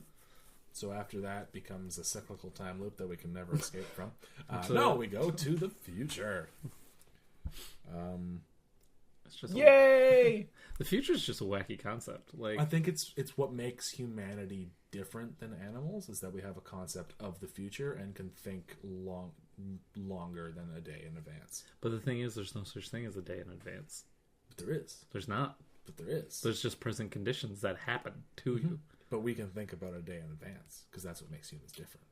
Yeah, but it's a concept. It is a concept, but concepts exist. We have post-bicameral minds, and we can Yes, thank live you. in our mind states. Yeah, Thank you. that's important. It's just sounded amazing. I have no idea what you said. It was great. The Cambrian mind. It's an interesting topic. You're the coolest person I know yet. So we've Also got a lie, but thank you. we've got some ideas for some future topics, some future plans, things that we'd like to start doing, things that we'll stop doing, inviting Matt on the podcast. I suck in that. No. So one of the things that I'm really excited to experiment with, I know Adam's really stoked to get on board with this, is live streaming something. Yay! Yeah. So the whole concept here is we'd love to start up just a live stream for all the things that we do. So battle reports, painting tutorials, and the podcast is one of them. And it could be really fun to kind of have this environment go live for people. And so we're talking about having people contribute and ask questions, and it would be neat to interact live. Yeah, that would be a ton of fun. Yeah, just have a camera here. We can all sit back against there and have the chat roll in and take off your clothes. Yeah. No, So- I'm not taking Pickle? off. Something about a pickle in a jar? So yeah, there's a pickle in a basket. That's good, yes. I'm not taking off my clothes off. Yeah. You're gonna put them back on for money. Yeah, that's right. Start off naked. Everyone's gonna be like, "Why is that guy wearing a sweater?" Yeah, we want to be countercultural here, right? Yeah. So yeah, it would be really neat. It would be great to just be interactive and get live feedback. It probably wouldn't be interactive the whole way through. We'd probably present our main topic and then do questions after or something like that. Because you'd want to keep it as a podcast, right? So you'd have the podcast thing. You could have the people watching live, Yep. and commenting, Yep. and we would watch the comments, but we would interact with them, and then there'd be a section where it would be like, and now we'll go to comments where it's just Connor posting nonstop for an hour. And they're all just Star Wars memes. Yes. Yeah. Yes, they are. That man is a deep, deep well of Star Wars memes. I found some gems lately. You have. The Star Wars VR one was my favorite. That's it. You put on the VR helmet, and it's the scene where Anakin. No, it's like with the new Star Wars VR game, you can live out all your lightsaber fantasies, and it's just Anakin approaching the younglings. Here you go. Here's your father's lightsaber.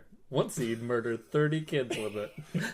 Or once Anakin finished killing younglings, he started killing Yuanglings.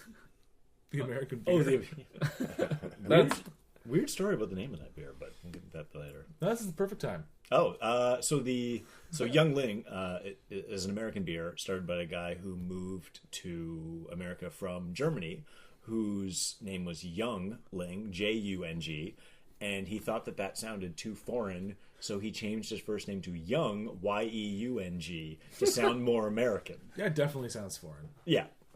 And we can't have these Germans coming over here and changing. Stop it.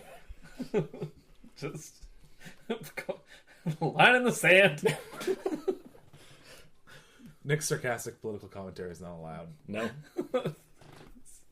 No, I can't take it. So are we done talking about live stream, or Yeah, so It's that's going to be Twitch, or... so these are the things you'll get on the live stream. yeah, all the stuff that we normally press stop on the recorder and talk about in between. Yeah, Inches and Cubes After Dark. yeah. But anyways, to answer your question, Matt, we're thinking Twitch. Twitch is probably the most prominent live streaming thing. I mean, you could do like Facebook Live and all that, but I think Twitch just is a better platform for, people to support what we're doing as well as interact. And yeah, they're professional at streaming. That's the only thing they do. Right. Whereas Facebook is just, there's full of a whole bunch of other stuff. I think you said it best, where it was like Facebook was very shallow, so you'd like start off doing Facebook, and then you'd be like, "Hey, join us on Twitch." Yeah.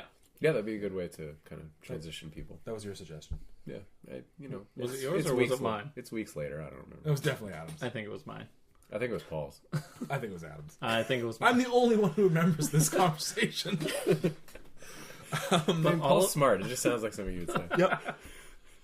So that would be fun. I'd love to do some more interviews and out of the basement type stuff. We could include a segment called "Out of the Basement." I love it. Right next to it. Progress. I love it.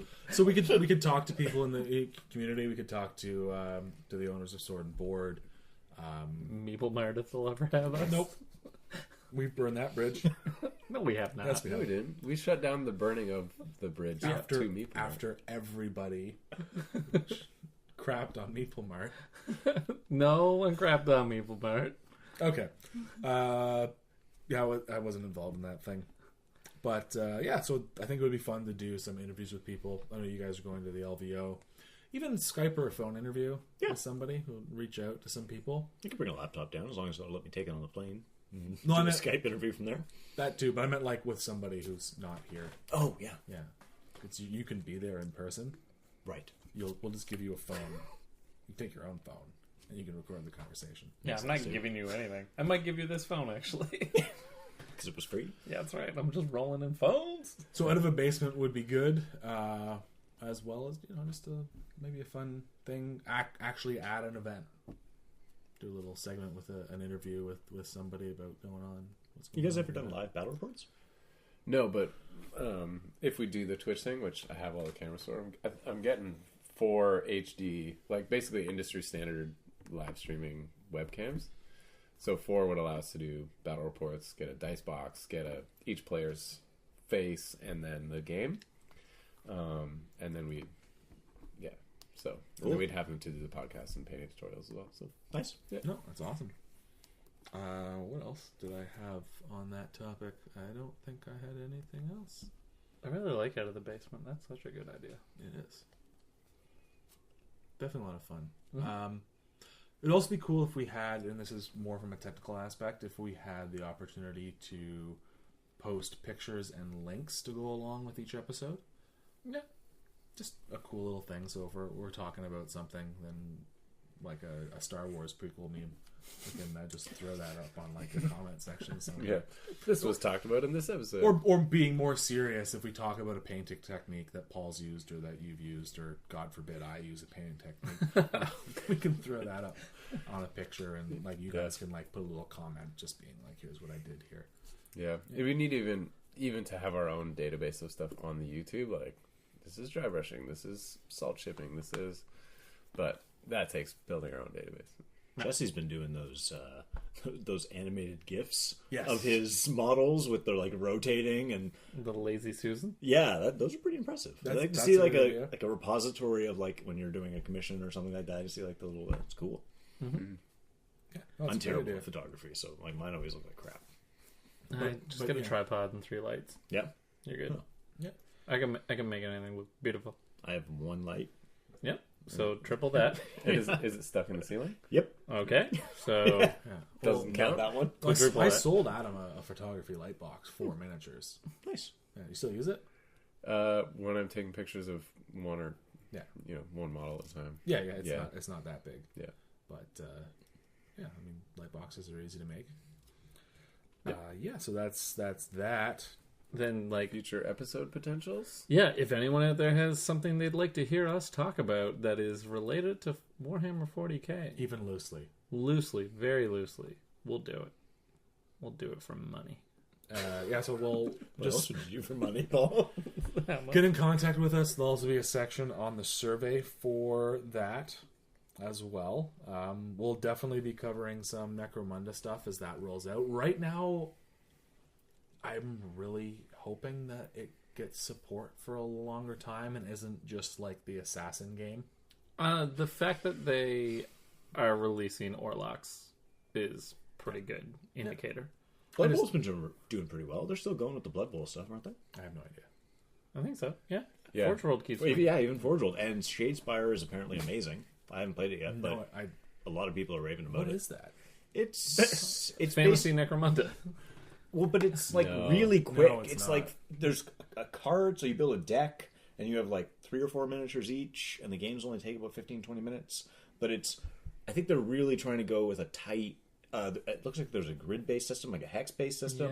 Yeah. It's a gateway drug. Yeah, and I think they're really pushing towards that like X-wing player market, where I want a tight rule set with minimal. They're all snap fit miniatures, where I can just get in there and buy the newest, hottest pack every month, and Yeah, and chase like, the meta. it's a good system too, because like it's very easily to monetize like a small amount of miniatures. So like the work that you're doing, that design work, pays dividends in smaller forms as well. So there's Yeah.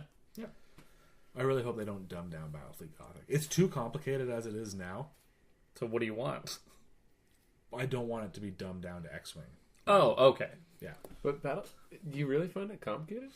Yeah, once you get down into the rules, it can be very complicated. The game. I haven't played in a while, but I remember it being fairly smooth and simple. But things have changed in 10 years. Once you get into the advanced rules, you're like, okay, so how many fighters can I launch? Oh, your fighters do this to my bombers, but my bombers do this. Oh, my bombers do 2 damage per strength left against this thing of ship. Have you played Armada?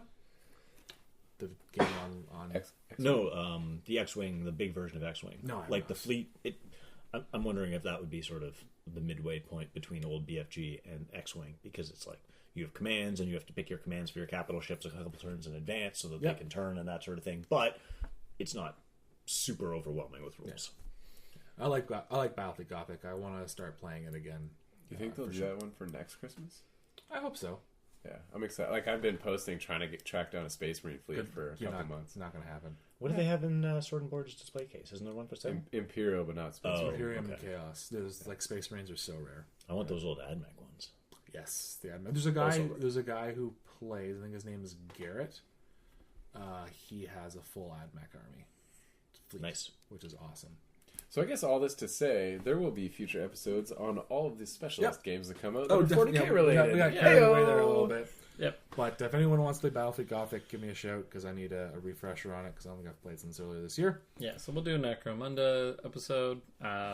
What an episode that I would love to do, and it's going to take some lead time, is like a battle royale of Space Marine codexes. Yeah. So Space Marine Codex, Blood Angels Codex, the other one, Dark Angels Codex. Technically, Chaos Space is Wolves. Space Marine faction. I think Chaos should be lumped No, in they're there. not. Yes, they are. They're Space Marine faction. They're heretic Astartes. Get out of here. Heretic. Technically, Blood Angels are berserkers. Yeah. Yeah. We've already got the Dark Angels as traitors. The Dangles and the Bangles. Yeah, Dangles and Bangles and the Space Furries. Ice Wolf claws. Yep, preparing for the YIF time.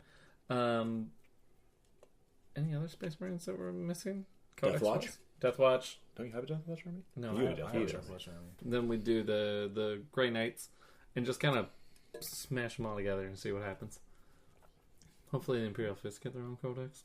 Never gonna happen. Never gonna happen. You got a They supplement are- codex. That's closer than the White Scars got. I got a supplement codex that's out of date by an edition. Yeah. Yeah. And I And like 2 codexes. yeah. Yeah, but you ignore covers, so I do ignore cover.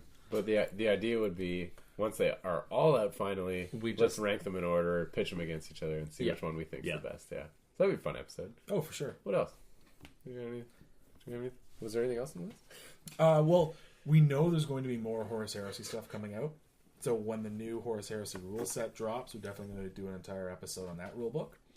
Or if they release a new black book for campaigns or something, because we're coming up to the Siege of Terra. I don't know what's next after Inferno. I can't imagine they're going to hit the Siege of Terra in the Horus Heresy tabletop game before they do it in the novels. Would they? I feel like Next year. 2018. Really? End of 2018? We got Burning of Prospero. That happened, but that also happened. That was early. Yeah, that was very, very early. We're on book 740. Yeah, they No, got... for rules. Oh. For rules, I think we're on book 7. I'd probably go to 10. The rulebooks, I guess they're not going in order, though, at all. Because Prospero They should have been first. on the were list. for a bit. Mhm. But Like then the they early stopped. stuff. Yeah, because it was like 1, 2, 3, 3, 4. then So Cal. the legions involved at Istvan sort of advanced chronologically, and then they took a break and went way back to Yeah, that's- Prospero. Yes. That That is is- just comment on how ridiculous that just was. No. We were saying the names of the books in our head. I was Yeah, going, yeah. yeah, I was going, book 1, betrayal, Book two, massacre, extermination, conquest, Calf, retribution, Inferno. That's what I was saying. I know. They haven't covered the Blood Angels off in like wherever they are yet, have they? No, they haven't No. covered the Blood Angels, the White Scars. Us counting to 4. It took a lot of effort. Four heresy books. And then there's going to be a new Imperial Armor book Oh god. as well for Mechanicus Eventually, and Tau. Tau. Yeah. And And Red Scorpions? Yep. Yeah, so that will be a blast. I was encouraged by the Caleb Cullen in the Dreadnought. Whoever they just released those new Red Scorpion models of Yeah. Forge World. Beautiful. And also suggested that book is going to be coming. I think I've said before, I love Colin as a character because the first time he shows up, he's a captain. Then the next book, it's like set before that, so he's an assault sergeant. Yeah. And then in Badab, he's the chapter master, and now it's like, well, where do you go after your chapter master? You go to Leviathan Dreadnought, fool! You get dead, and then Yeah. you get put in a Leviathan. I got better. Oh, so random interesting fluff aside, that I think you'll all like. I recently learned that the size of the Emperor. Do you know what their founding legion was? What? Scythes of the Emperor? Yeah. Oh, okay. I think it's size. Size. I Of the totally heard the size of them. Yeah. So you know how big Size. the emperor is. Sights. Sights. Size. Sides. Size. Anyways, what was their founding legion? Iron Warriors. Really? Yeah, because apparently there was like loyalist Iron Warriors who were like, Pedoraba was like, you go guard this planet. And they're like, grumble, grumble, grumble. And then the Luna Wolves, not the Luna Wolves, the Sons of Horus showed up and were like, give us the fortress. And they're like, no. And then Alexis Pollux made friends with their Warsmith and took their Warsmith back to Ultramar. And then it was their Warsmith who overcharged the array at Sotha Mm-hmm. The one that attracted all the Tyranids? Yeah. Oh, good to job. kill all the Alpha Legion and Night Lords. And then, as a thank you, Gilliman inducted all of his soldiers into the Ultramarines and then made them form their own chapter Oh, that's awesome. after the heresy. Yeah, I thought that was a really cool. I was like, just reading Warhammerpedia or whatever, and I was like, that's so cool. I just love the idea of a bunch of loyalist Iron Warriors being like, no. 'Cause there's in book 3, 1, 2, 3, there's a like entire battle against loyalist Iron Warriors, Yeah. and like The Alpha Legion. yeah, and no one knows what's going on, and the Iron Warriors are like, we don't care for this. They have to be my favorite Legion by far. No, yeah, The most human. Definitely. I Because mean, they're dicks. No, because they're just flawed, normal people who are just like, no. I feel like their answer to everything would be no. It's like, go do something you were going to do anyway. Well, now I don't want to do it. Yes, because that's like the point of being human. I like Imperial Fists. I know you do. I know what your Instagram is. I know what your nickname on this podcast is, Mr. Fist. Oh, okay. As long as it's no. As long as that nickname has to do with that chapter name. Oh. Now it's just a contest. How long can we stay silent? Yep. Okay. Cool. Yeah, lots of fun stuff ahead in 2017. Survey. Yep. I think that covers that, which means it's time for Fun time. time. Chapter approved. Some things got more expensive. Some things, like the Fire Raptor from Hell, got cheaper. Like, my list went down like 30, 40 points. Like, that's it. Yeah. Yeah, I'd say I probably shaved 50, 60 points off a 2,000 point list. Yeah, my list went down 110 points. That is a lot. 2,000 point list. Yeah, 2,000 point list went down 110 points. I'm quite happy about that. A lot of great points adjustments. The Falchion is now 1,077 points. More opposed to- reasonable. 820. Okay. My Reaver Titan doubled, basically. All the Titans did. Void shields were broken. Yeah. Yeah, because you just couldn't hurt them. Because they're like, void shields function as normal and vulnerable saves, except they work against mortal wounds. And you're like, that thing has a 3-up invulnerable save.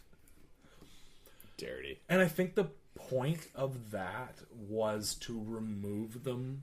Things like the Falchion, the Warhound Titans, all those things was just be like, we're not going to say you can't use these in normal games, but we're going to make it impossible for you to use these in normal games. Yeah, we can't make these balanced against normal units without toning them down so far that it's ridiculous. Like, that a guardsman could theoretically kill a Warhound Titan, even though it's the size of a building.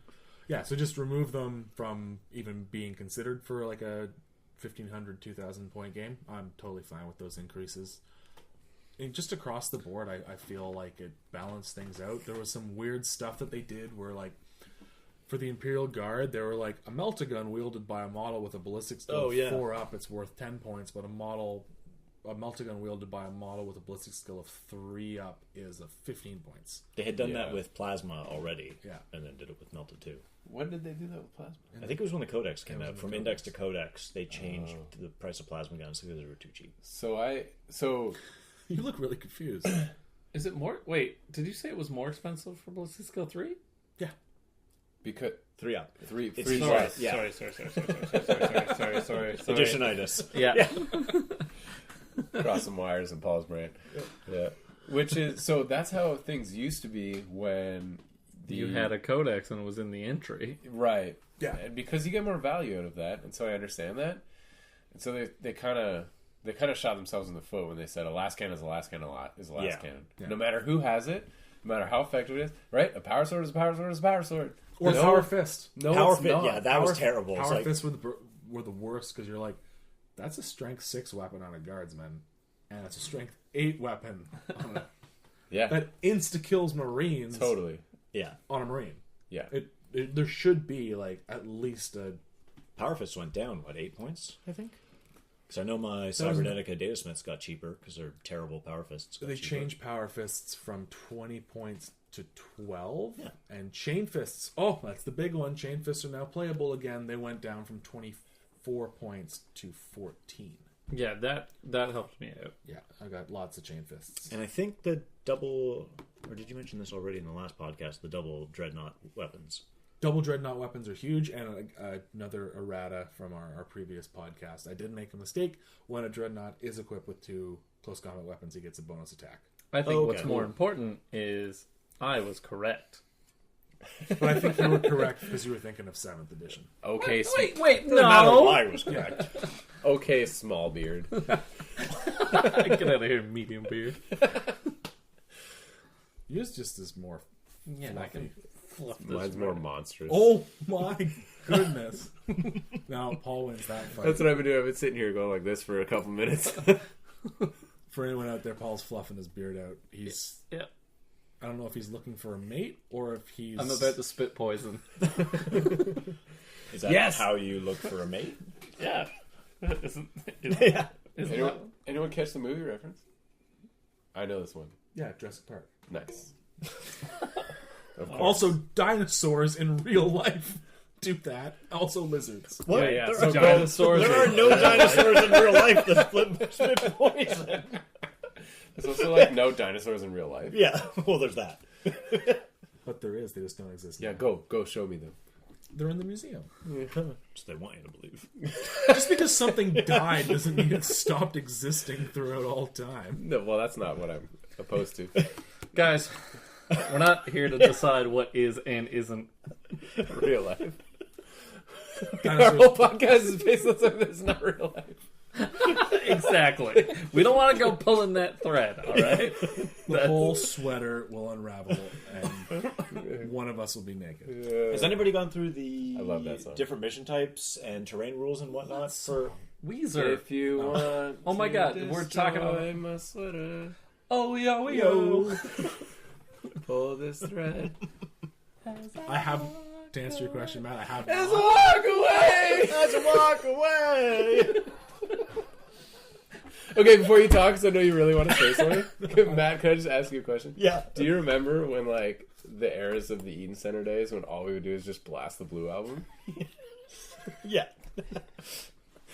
There was a lot of the one that sticks in my mind the most was one of those overnight inventory sessions, or the one where you tricked me about the theft before Christmas. Tell me the story. Okay, so flashback to Eden Center days. So Adam says, Matt, we need to train you for the upcoming Christmas season because I hadn't worked there for Christmas before. So we're going to get you practiced interacting with the customers. So Vedran and Maddie and Valere are all walking around the store pretending to be customers, and I'm supposed to ask them how they're doing and what army they're playing and blah, blah, blah, blah, blah. And little do I know that that's not actually the point of the exercise. The point of the exercise is for all the employees that I'm not talking to teef as much stuff from the store as possible while I'm not looking. So after about 20 minutes of me interacting with all the customers, Adam says, okay, hold on, we're done. As two of them are pulling the terrain table off outside the door of the Eden Center, and I go around the corner and there's about a pile as tall as Adam of stolen stuff. And it's like, and that's why you don't talk to the customers and you pay attention to the stock. Well, talk to the customers both your back to the back wall, right? Okay, face to the entry. I obviously missed the learning part of that exercise, but that's stuck in my head. Oh, that's so funny. That's totally something I would do. That's You're gonna make a good dad. Okay. Daddy, my bike was stolen. Well, you shouldn't have left it out unlocked. Should. It's just Adam's just like hiding it, hides it for 5 years. your kid never rides a bike. So It's an Nick, obsolete skill. Nick, you were anyway. going to say something. I was going to answer Matt's missions. question. Yeah. I have not. I have when Chapter Proof came out, I went into the store and looked at the points, and that's about it. Apparently, there's a lot of missions. So apparently there's 6 new missions for match play, and the +1 to the roll off for deploying first is only for those missions. Oh, really? Oh, so it's not a matched play. It's not a this new. is the new match play. It's not a new rule. It's like, here are 6 new missions. Here's how first turn is decided when you're playing these missions. Okay, how many games have you guys played so far where you have both already deployed, and then you say, wait, are we doing the auto go first or the +1 to the roll? Then you're like, oh, I thought we were doing the +1 to the roll. I thought we were doing that. Yeah. Like, I feel like every game I've played since that came out, it's been decided after we're both deployed. Yeah. I haven't gone in knowing what to expect in a while. It needs to be one thing. Yeah. I don't mind either way, Neither do I. Yeah. but I quite like. We talked about this in the tournament podcast last week, but I like your opinion on it too, Adam. I really liked the way that the ITC event did it, because you don't know who's going first. So even if you have a low number of drops, you still have to be very conservative in your deployment because you don't know if you're going first. See, it's interesting because for me, I'm like, that rule hasn't officially been released, so I'm always like, let's just play the rule book. But for the mission we played, for Like, for it was pickup, Explicit in the pickup. tournament. Yeah. Yeah. For pickup games, though, I'm like, let's just play the rules. Yeah, You know what I mean? Let's just not make up stuff arbitrarily here. I'm with you on that one. Yeah. Yeah, and that's what my point is. But it does get confusing if you're playing open war, Yes. right? Because open war doesn't have that It doesn't say. mechanic. Right. And that came up the other day. Yeah, when we were doing the doubles game. Also, that's a weird situation of it almost being like an FAQ or an errata that they announced 3 months ahead of time. And it's like, well, they're changing this rule, or they're implementing this rule. But they didn't. Yeah. It's only for the new missions. So I'll have to get a look at the chapter approved book in more detail, and we'll get back to you on that question in 2018 if we're still around. Provided that, you know, Also, they didn't give Gilliman enough of a points increase. Thank you. Right? Was he 385 from 350? Yeah. He's 360, and I Okay. think they increased him by, 35 points? that's cute. Yeah. Yeah, it's Yeah, like, I think it what- was 25. By a Terminator. Yeah, who cares, right? Yeah.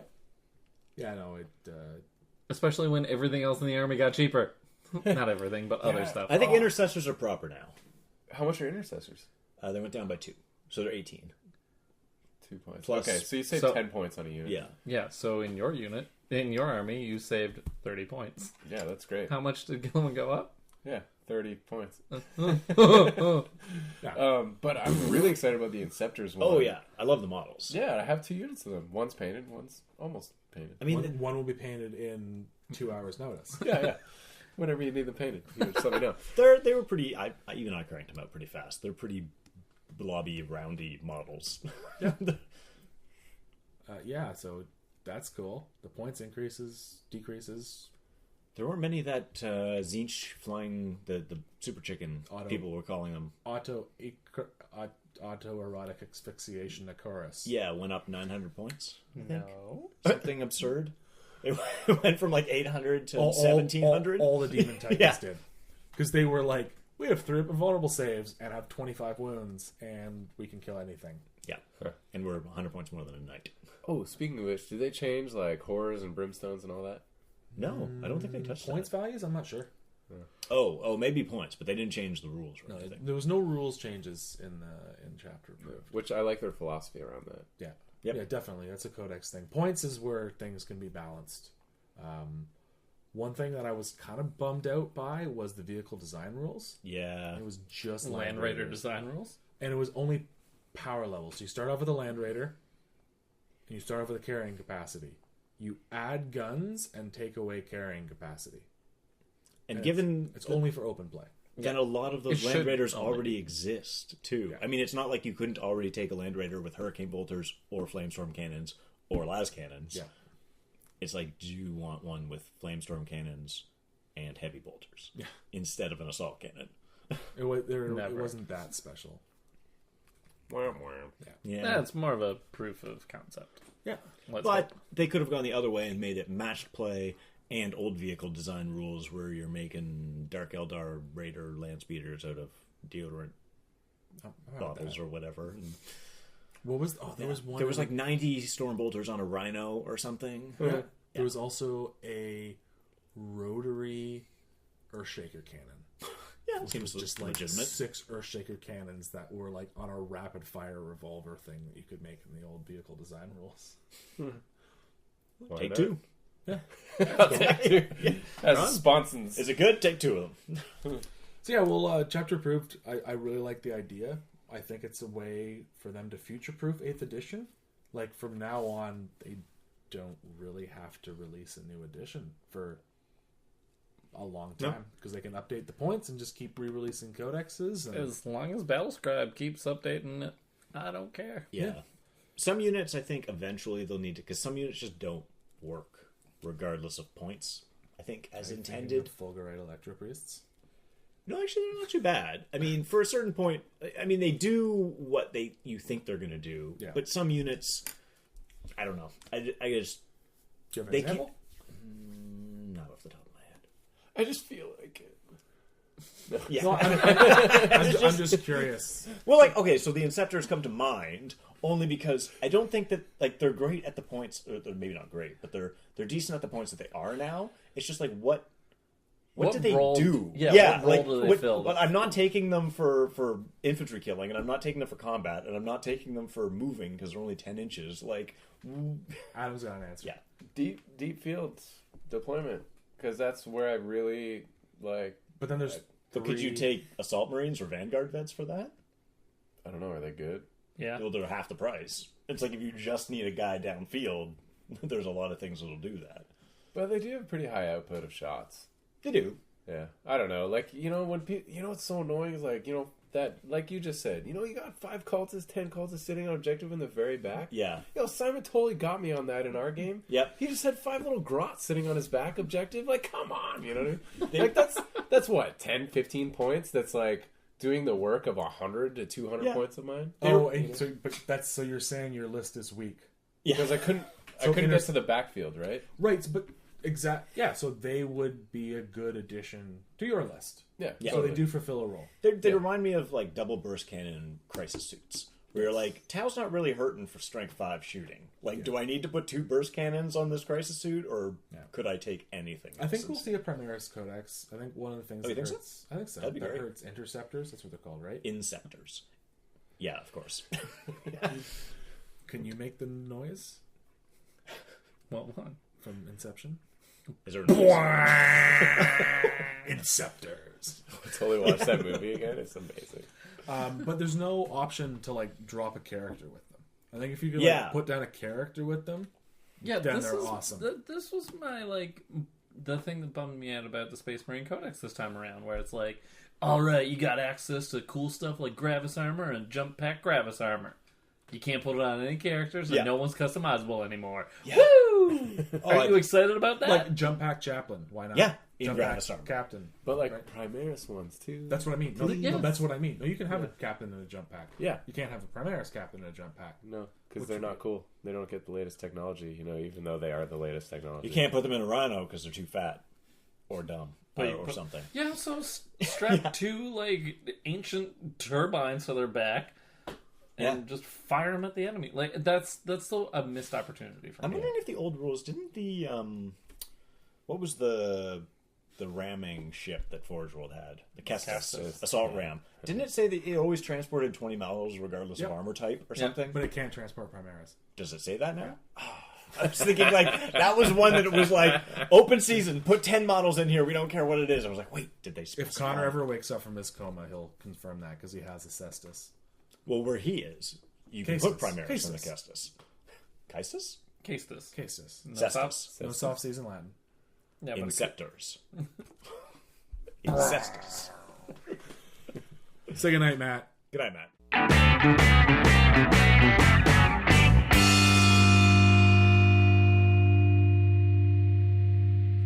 Like a monkey in a rocket on his way back home. Okay. Scratching his head upon a milk crate throne. Alright. Watching summer